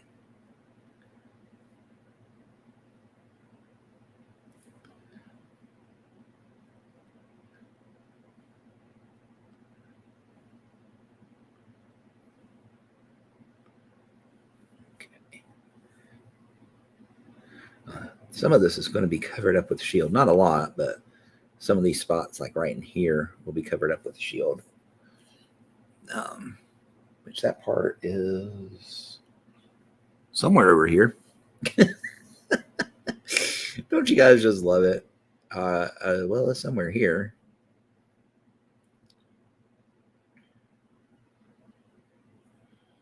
And it's not lost forever. It's just somewhere on my desk. Temporarily lost is it, I guess.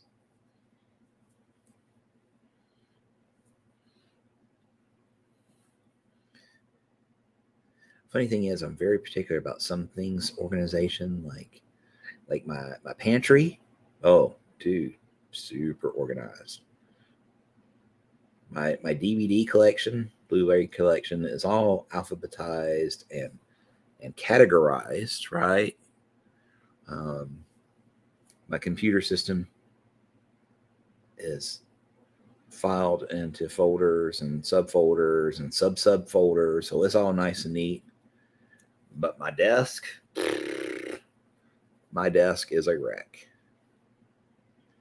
It's an organized wreck. Like most of the time I can find exactly what I want. Just reach over and there it is because I know where I've put it. And it stays there, of course, unless the cat goes after it. Which he does occasionally. He's been known to do that. But most of the time it's right where I leave it. But sometimes certain paints, especially, because the paints, they all basically look the same, right? All basically same shape bottle. The only difference is maybe the color of the lid. and the label if you happen to have labels memorized, but otherwise pretty well they all look the same. Hey, how are you doing, sir? Welcome in, Lord Korok. How do you like your Ivan so far?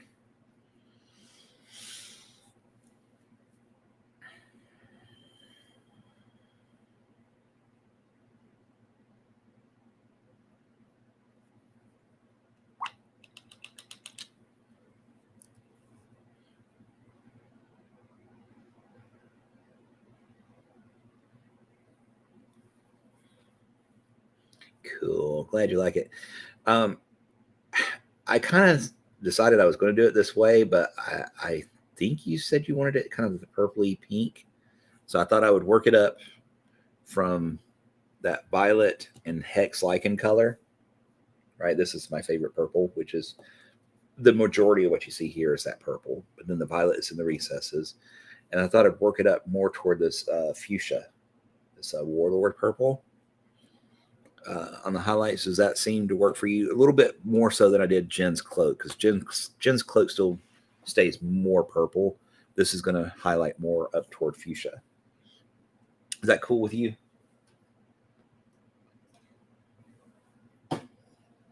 Doing good. Grabbing lunch. Tuesdays are the worst day at work. Oh, man. I'm sorry to hear that.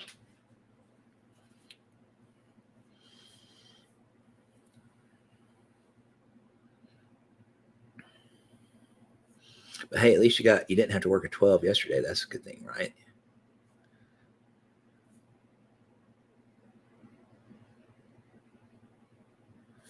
Give you a little relaxation.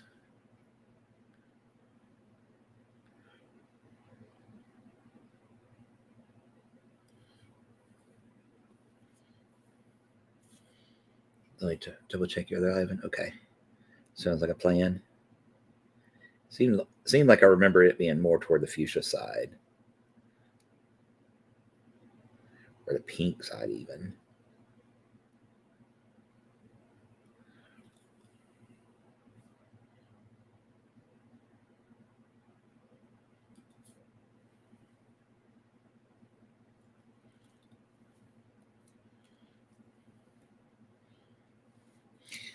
Wyrd Kyle, how are you doing, sir? Welcome in. Welcome in.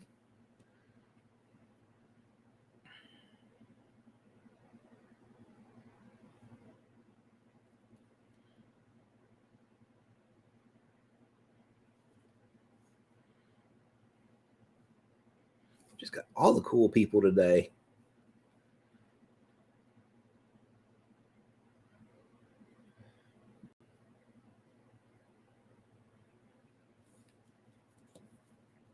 Voice is completely gone after Gen Con and Origins, but otherwise doing great. I can imagine. I could imagine. I get hoarse a little bit just from talking, on stream.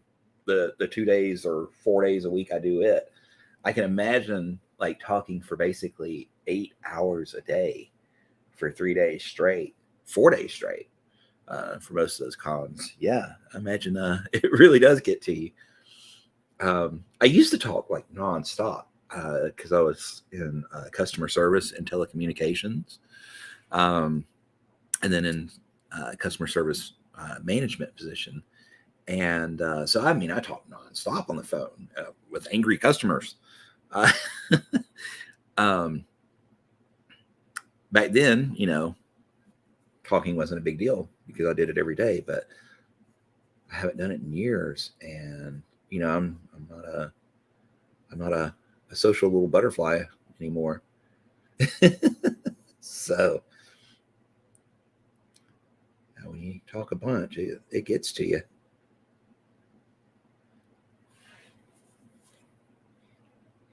Yeah, my other one does go a tad pinkish, so I think I'd like to see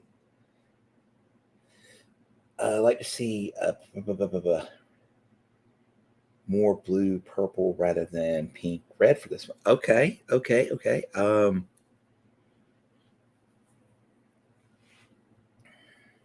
So do you want me to do you want this more the highlight color and to go much deeper darker into toward black or purple black in the recesses. Like Jen's cloak. Do you want it more like that, or do you? Probably not a good picture, but do you want it more like that? So there's just a tiny little bit of like fuchsia, like on the upper highlights. Welcome back, McBluff. How are you doing? This purple indigo is looking awesome. Thank you. Thank you. Appreciate that.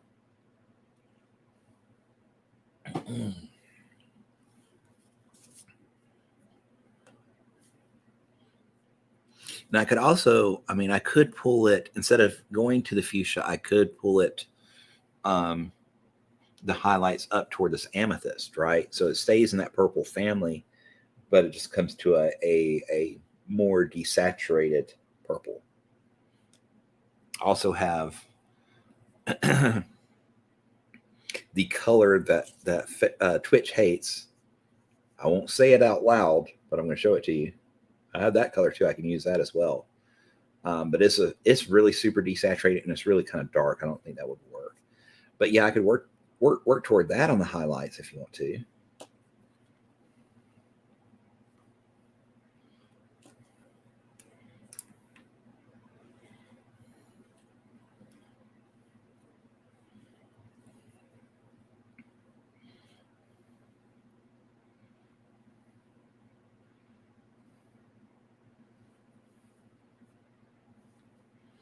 One of these days, I'd love to get there.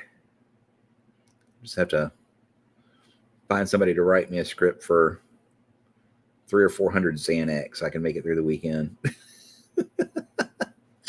So social anxiety doesn't kill me.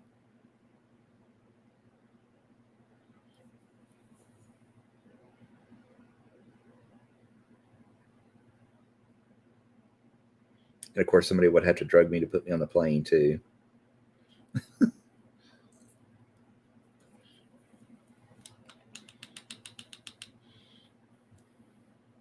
So when you say, yeah, that looks cool, do you mean the amethyst purple then working toward that?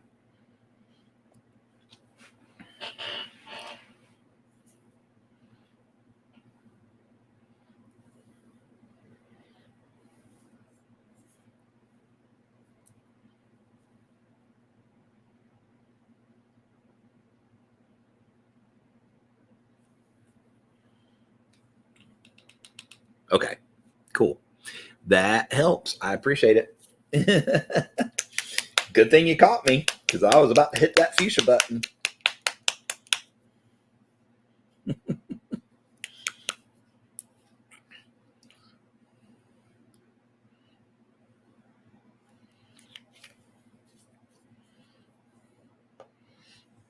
I mean, it wouldn't have been horrible to correct, but better that I don't have to, right?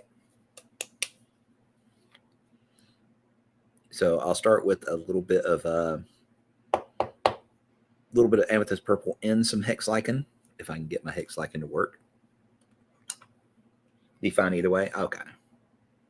Well, said if you want it more purple, we'll do it more purple. I don't have a problem with that. I remembered seeing the other one and you wanting to kind of match it. So I was like, well, the other one was definitely more on the fuchsia pink side. So that was what I was going to go with.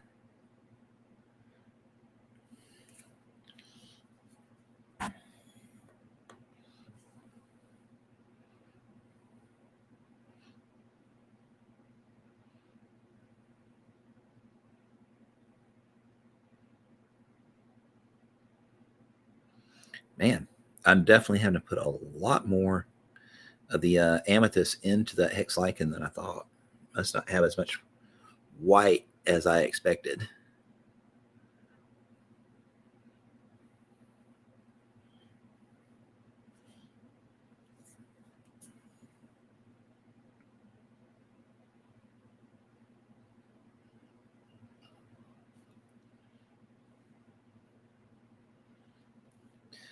Now we're coming in with the mix of those two. Catching some of the highlights here.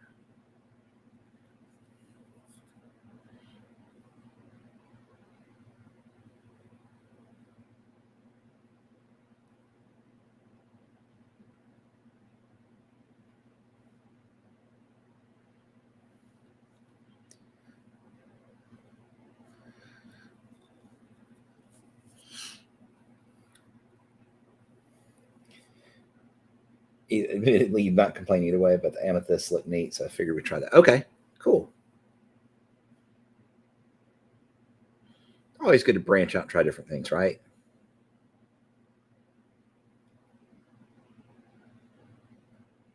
I mean, since he is technically a different model, I mean, a title form, he doesn't have to be exactly matching the other. Like I said, I would really like to try, the words.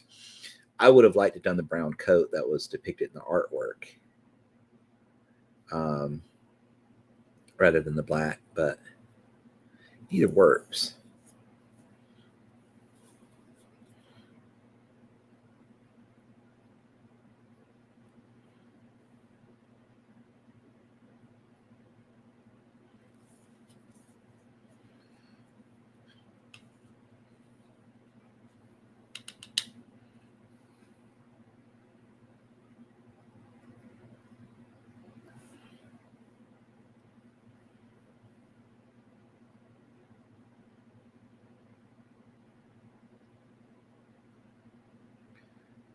Okay, coming in, just catching the edge there.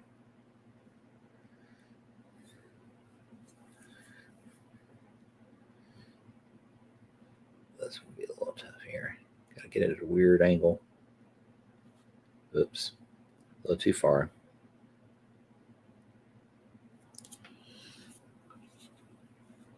Yeah, thematically, been trying to give each to a model a color to differentiate them. That makes sense. That makes sense. Yeah.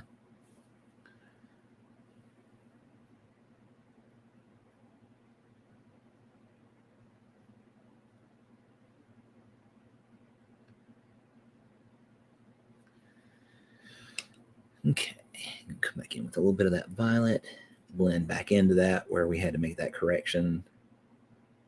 We'll pull a little bit from that back toward the violet. Finger eraser. My little catchphrase.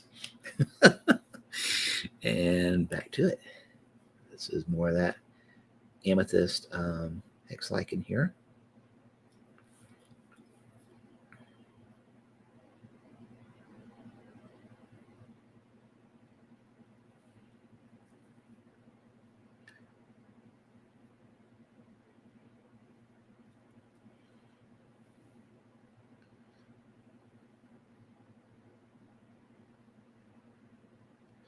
Remember, when you're wanting to deposit more color, you pull toward the spot where you want it deposited, because thinned paint deposits where you lift the brush up. So you pull toward and lift up where you want the most paint to be pulled down, right? So in this case, toward this little point here.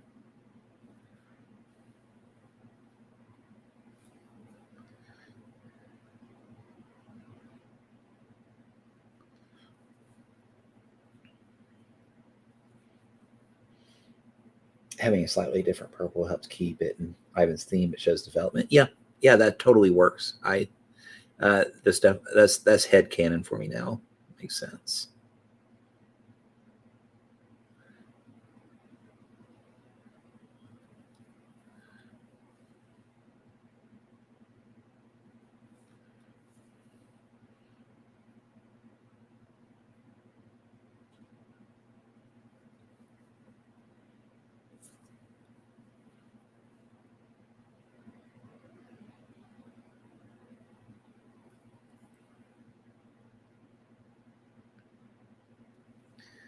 And also, don't be afraid of your paint being brighter too. Sometimes when it first goes on, it's brighter than it will appear once it dries.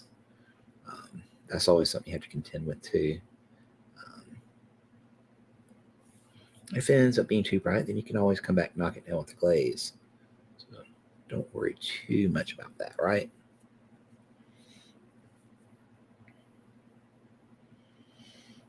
Mm-hmm.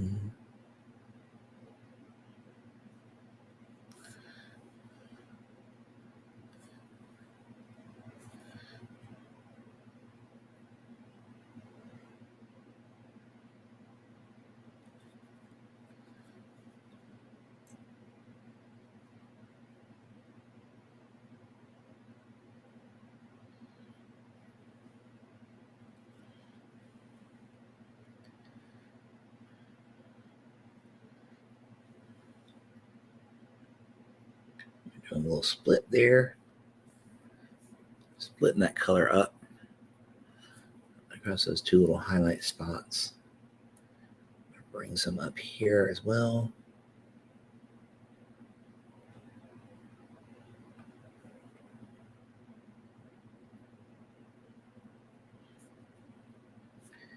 Most of that probably won't be seen because, well, it's behind the shield, but we have it there just in case. You can see it from the other side, right?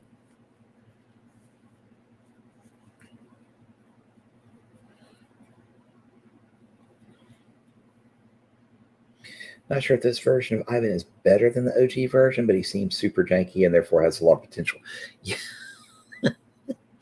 Yeah. yeah. Probably for those min-maxers, he's definitely going to be a little bit better.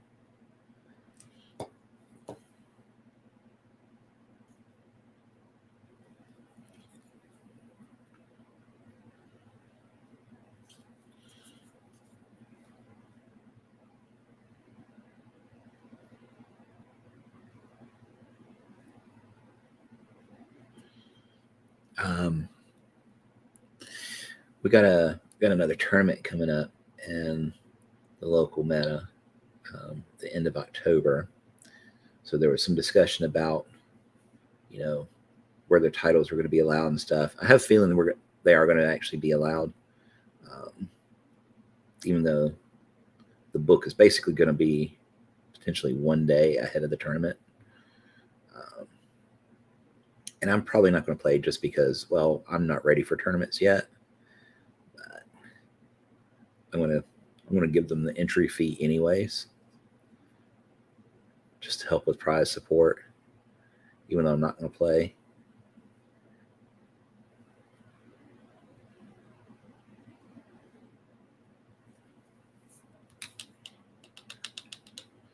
Because that's the kind of cool person that I am.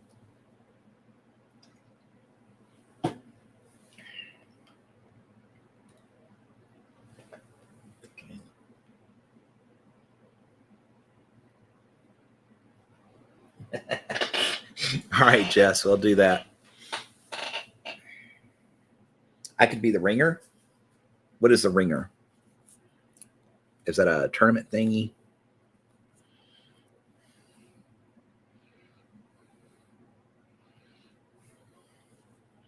Yeah, the one at Giga.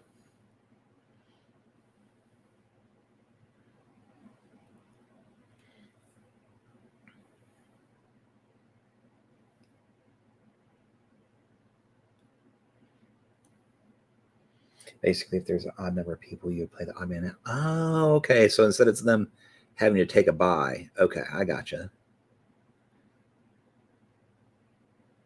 Well, like I said, I don't know how much of a challenge I'd provide that person, but I guess it'd be better than just taking a buy.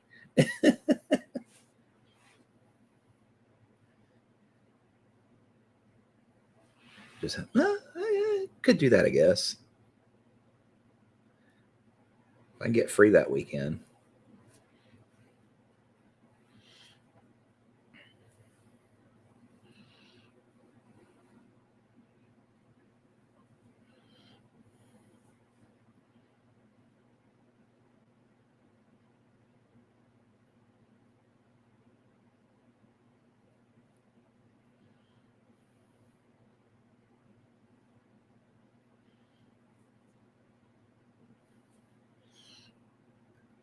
That might be something I could do. Like I said, I get down, we may do that. Otherwise, like I said, I'll pay the entry fee just to help them with prize support.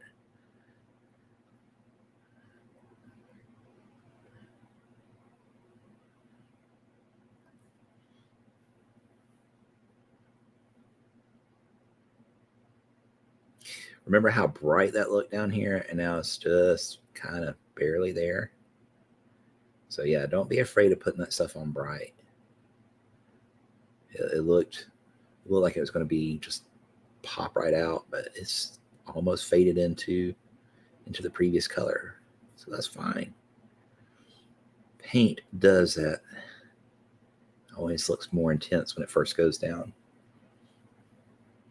Gotten buys on the last two tournaments I went to. Sadly, no ringer, so it's nice. All right. Well, that makes sense. Like I said, I may do that if I can get down there that week.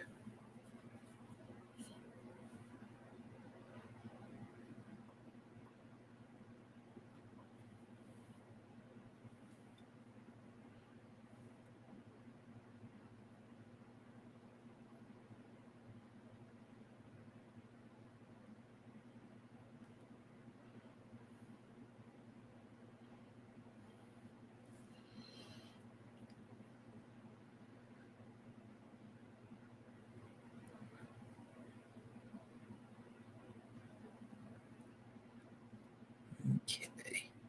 Just continue to work this purple around.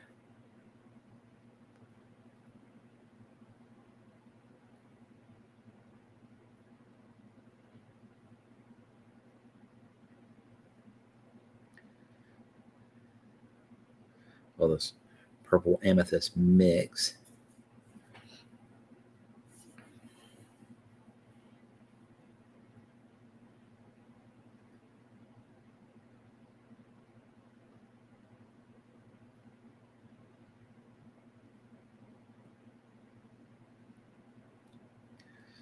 Some of the waves go in like almost contradictory ways here on the smoke. Like you're going one direction and all of a sudden it switches back to the next direction. Like, kind of tweaks the brain a little bit when it does that.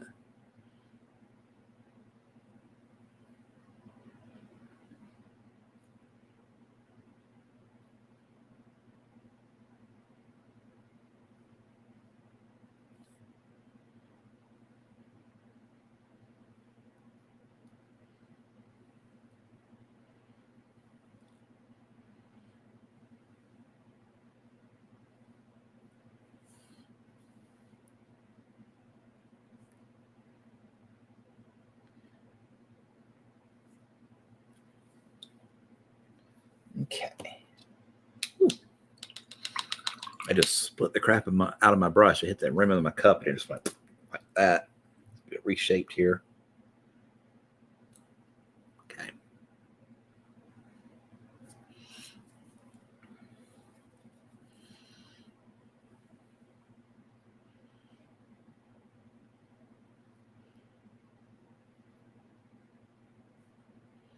Okay. And once we get done with this bit that we're doing now, we'll move on to probably just the plain amethyst by itself. I may have to do one more set of transitions. We'll see.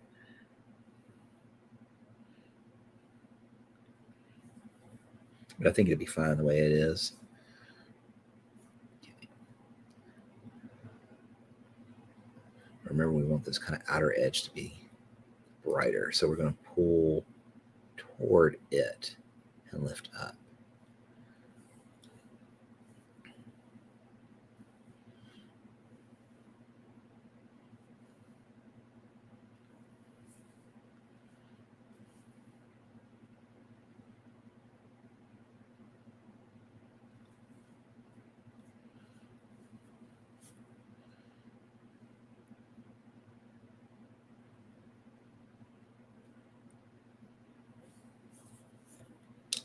You have returned. Welcome back, Karu. Welcome back. We appreciated your lurkdom.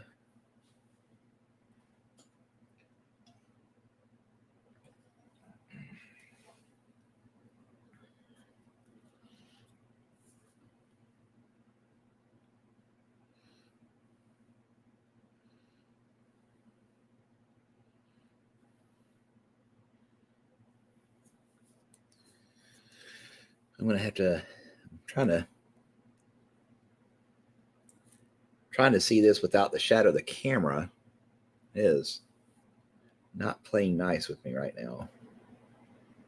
I'm just going to have to use the force here, guys, and trust my instincts. Because I can't really see the model well because of the shadows, the way they're creeping in. Oh no. I broke his staff. Or his cane. That's not good.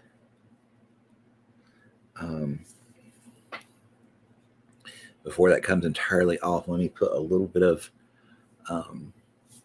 model cement on there. That should soften it up and then re-solidify if I can find it. Where is it? Crap. Really? Is it that hidden? Glue, where are you?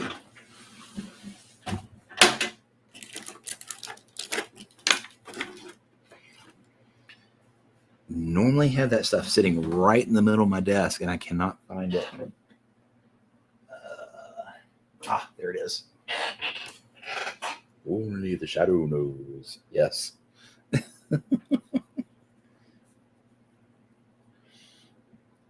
What's the irony about?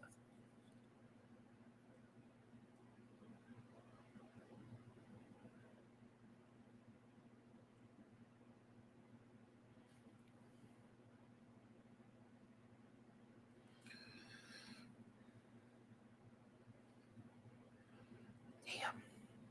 That was very, very unfortunate. There goes my PG-13 rating. Well, actually, I just said the D word, so I'm okay. Man, sorry about that little delay there, guys. But when you break a part, you got to fix it as quick as you can, or almost break through a part. You got to fix it as quick as you can.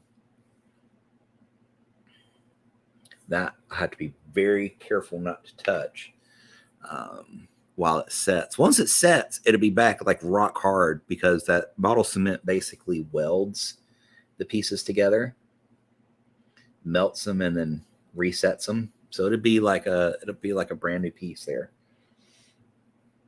Oh, not being able to see through the shadow of the camera. Yes. I get what you're saying. That is on the ironic side.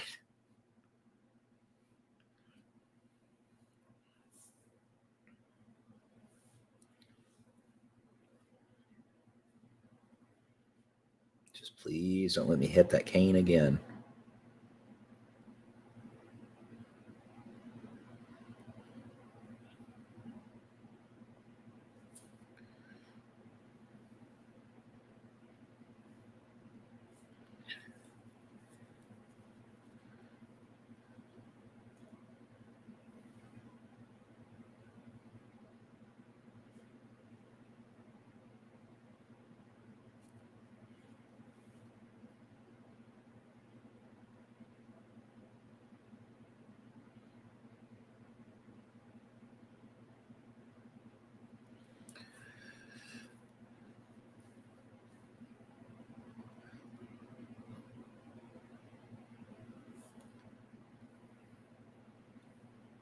Artist desk can hide many things, even in plain sight. That is very true. That is very, very true. We had this discussion a little bit ago, Carew. You know how I'm crazy super organized on some things, like DVDs and Blu-rays are categorized and subcategorized and alphabetized and all that stuff. And the same with my computer files and stuff. They're incredibly organized. My pantry's all organized, but my desk where I work is just this huge cluster bomb. But most of the time, I know exactly where everything is. Like I can almost always reach for it and just grab it because I tend to put things back in the same place. So while it might be messy looking to anybody else, it's organized chaos. Okay, that's what I call it. So while anybody else would look at it and say, I can't find a thing, most of the time I can. But today I have found myself looking for things way more often than not. So perhaps it is time to chaotically order things.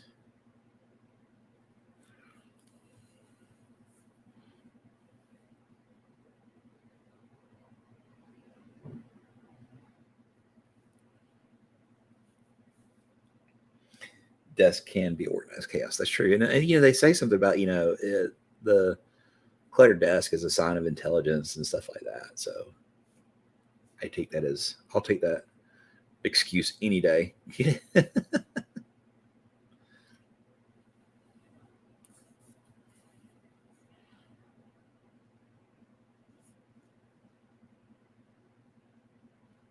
I mean, especially since I only sleep 3 hours a day because, that's what Einstein did. I figure, well, may as well have the disorganized desk like him as well. Right.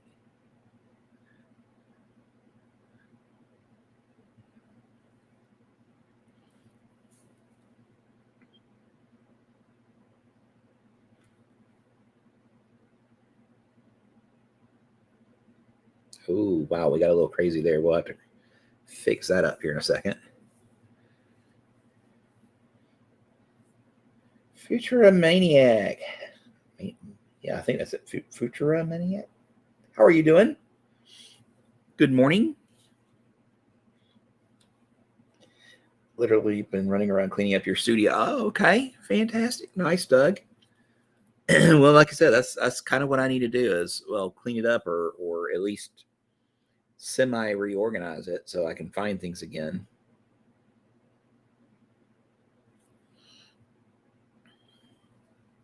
So it's gotten a little too chaotic, apparently.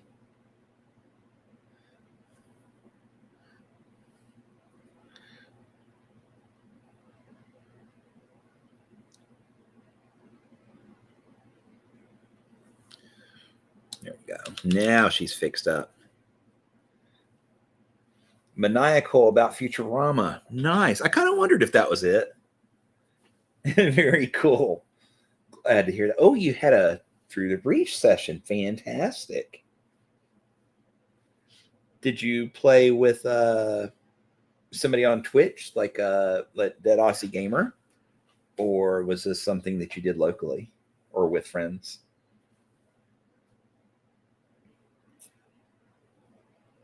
Need to organize desk every quarter. Yeah, it takes us some.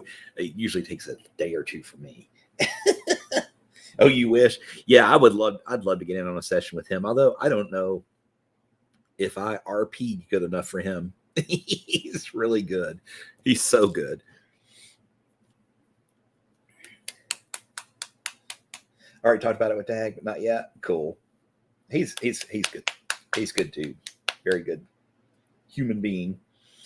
I thought he was just really into the font. Gotcha. Played with friends in person since we can. Nice. Yeah, it's nice. Although you still can't be too careful. I would still recommend social distancing where you can and masking up because I've had vaccines and still caught something the one time I went out without a mask. The one time. I don't know what it was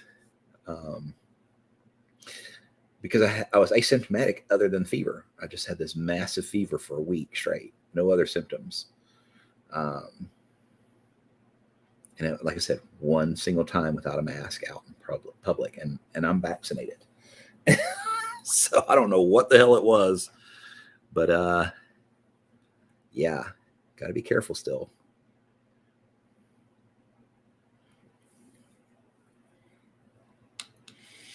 Had piled a bunch of crap in here right before he left for Gen Con. Yeah, that makes sense. Yeah, you're going to a con, you're grabbing stuff left and right. That's understandable.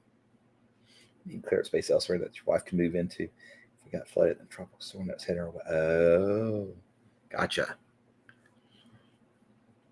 Mm. All right, so now we're just going back in with just the amethyst alone, and we're going to kind of catch these highlights. And if it looks too horribly super bright, we can always come back in with a mix of this and the previous color, so it's not so bright. But I think the amethyst hits are just fine here. I don't think it's going to be a problem at all. Push it up just a wee bit more. Okay. Remind me, guys, do not hit that cane. Do not want that popping off and breaking, because if it breaks entirely off, it's going to be a lot harder to repair than just a simple weld job.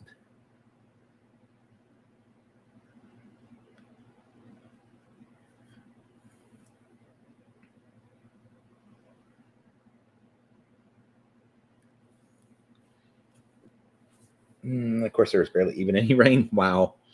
Well, at least you were prepared for the worst. Better to prepare and not need it than need it and not be, not have it, not be prepared. So always better to be ready for it.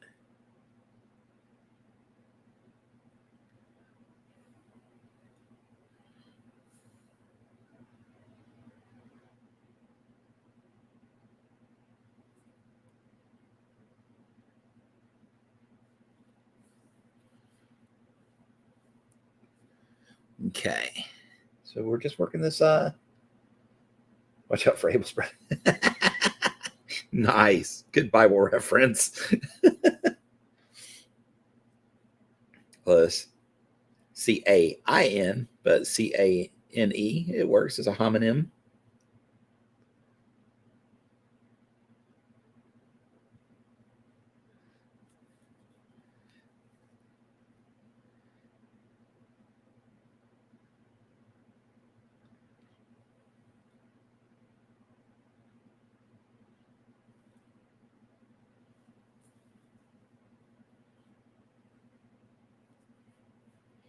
This is not Jacob Lynch. This is the title form of Ivan, which, if you're not familiar, they've been doing these new alternate title forms, which are tied into the book Malifaux Burns. And these guys have been touched or been affected by the Burning Man. And so they've come up with new forms that have unique ways of playing. And they package these guys cross-factionally now. So we got like Ivan and who is it? Misaki, maybe, I think. And he and her both share this new figure, Jin. And you can play them in your games cross-factionally now. So it's pretty cool. Hey, Z, how are you doing? Late, just got home. No problem. Understand. Thank you for dropping in. We still got about 15-ish more minutes, so we're good. Crazy Ivan or Ivan Terrible? I'm not sure. Probably going to say Ivan the Terrible if you've never played versus him before. So, yeah.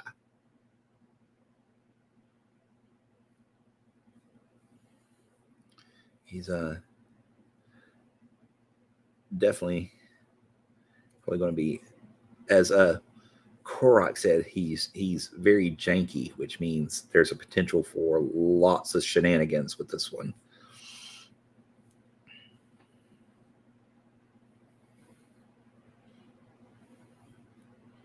And when Korok says he's janky, potential for shenanigans, it's probably not going to make your day if you're playing against him.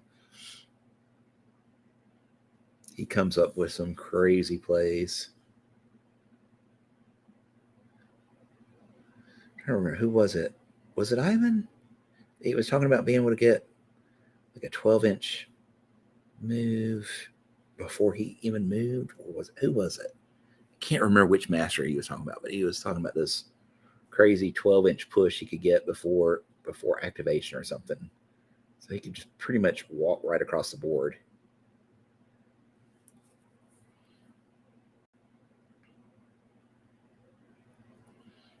Which the only other master I think that's capable of that is the Victorias.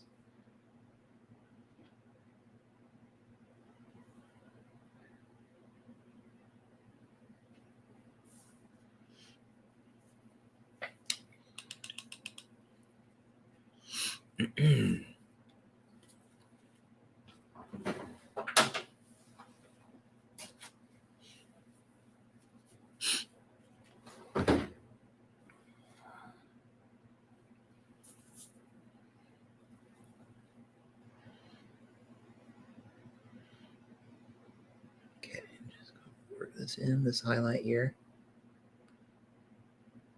Just a little bit right there at the tip.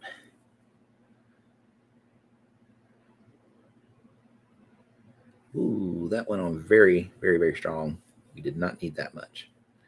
Just the tiniest little bit here. I see that corner is just not very sharp. That's what the problem is. We'll come back in and fix that with some of the regular purple. I totally have a Malifaux dad joke. Oh boy. Already told it twice, but not to me. Okay, I'm ready. I may not get it because I'm not a huge floor fan. Like I'm not big reader floor, so I may not get it. But go ahead, lay it on me.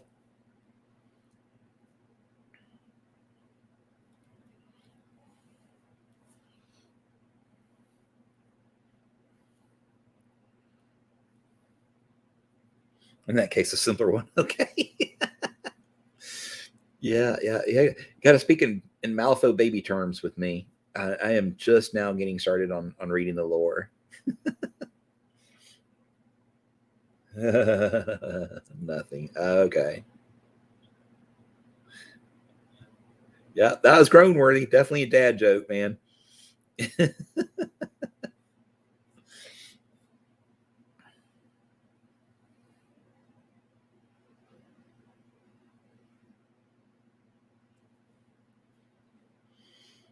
Every time I see Crazy Ivan, I automatically hear Connery in the single ping line. Connery in the single. Hmm? Damn, I'm not catching that reference, Carew.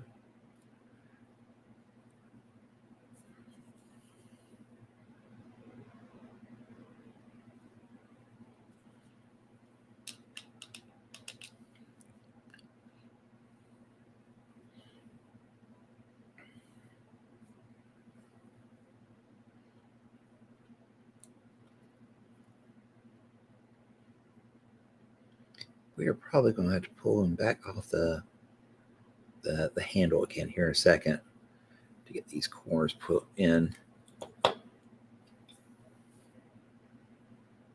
Because that handle's like right in the way.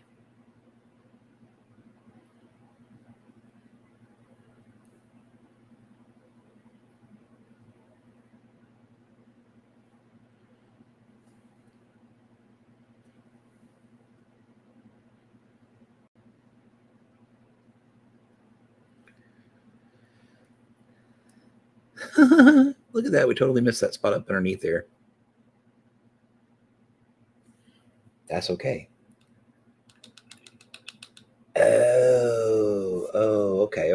Okay. God, man, you know how long it's been since I've seen Hunt for the Red October? Like, basically since it was new. When it was in the theaters. That was the last time I saw it. No wonder I didn't catch that one offhand.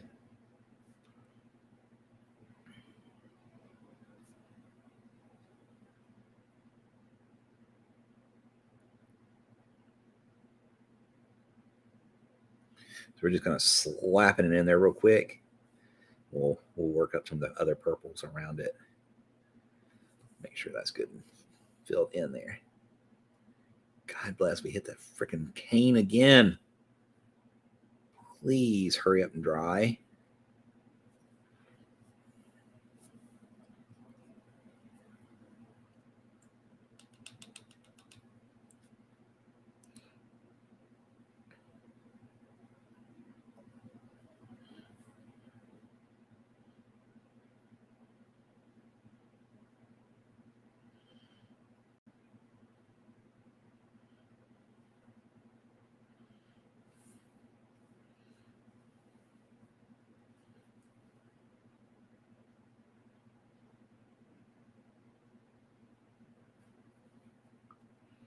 Okay. Now we should be able to finish blending that in now. I have to redo that highlight again, but it's okay. Don't forget your finger eraser. It does come in handy.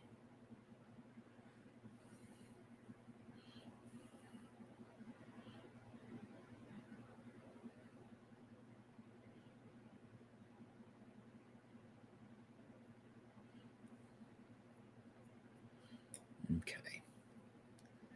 That is good enough for blending in, I think. Maybe just a wee bit more right here.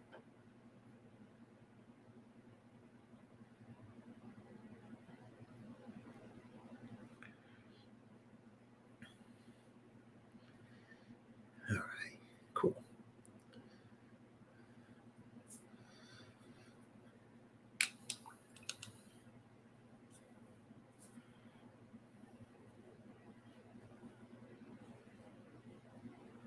Now we'll go back to our edge highlighting here.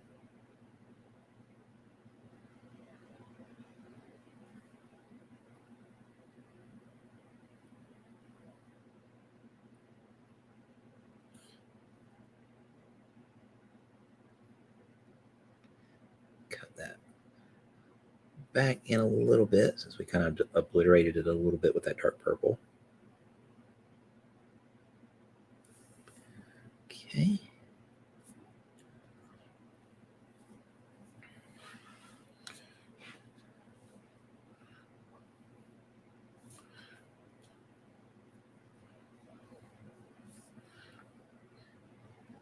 And then we'll just bring this highlight back in.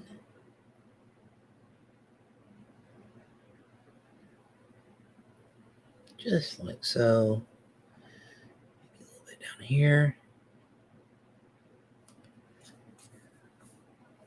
All right, that's what we're looking for.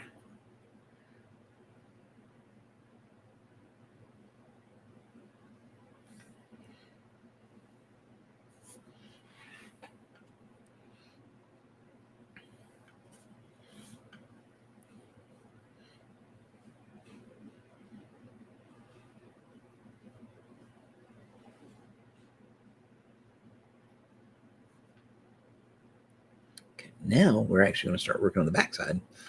Haven't done much of the highlights there, so we're going to switch back around. Let's try and get these ones at the bottom first so we don't have to come back in and take them back off the plinth. So do these down here first.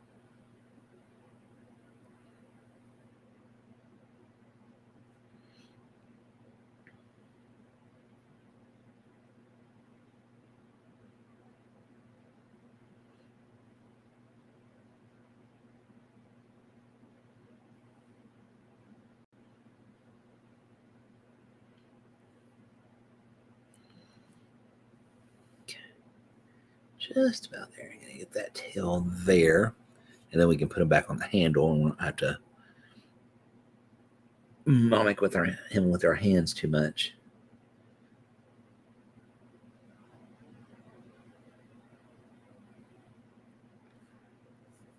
Okay.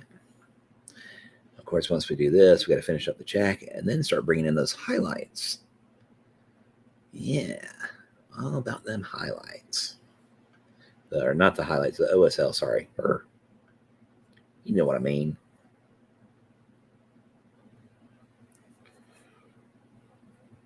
Okay, now put him back on the handle.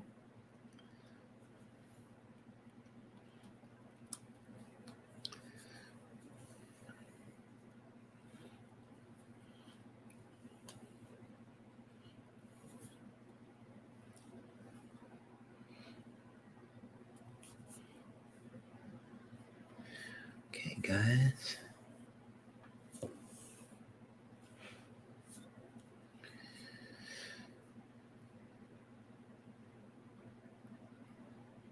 Try and hit it as lightly as possible. We don't want to slather it on there, right?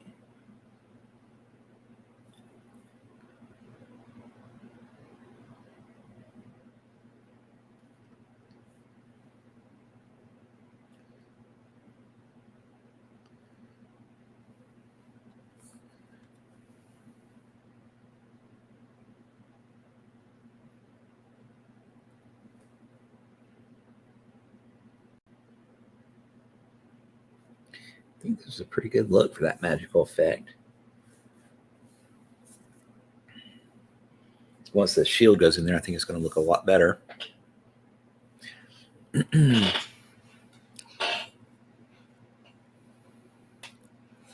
you know that shield is metal, so you know what that means. More NMM. Kind of like our thing. Now, I have been thinking about, instead of like actually painting like through on a miniature here, doing a set of, maybe not live, but pre-recording them and letting Wyrd play them like on off hours, like reruns kind of thing.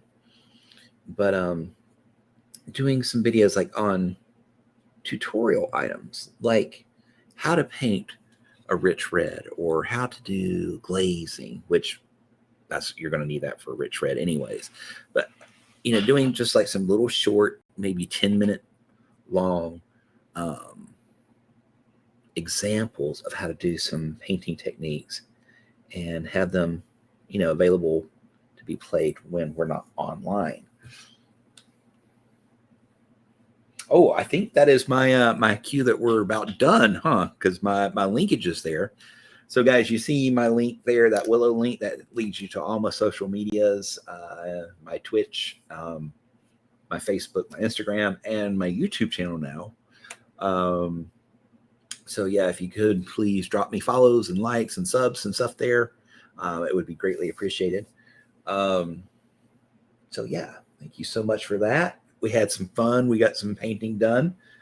So glad I've never been typecast, no doubt.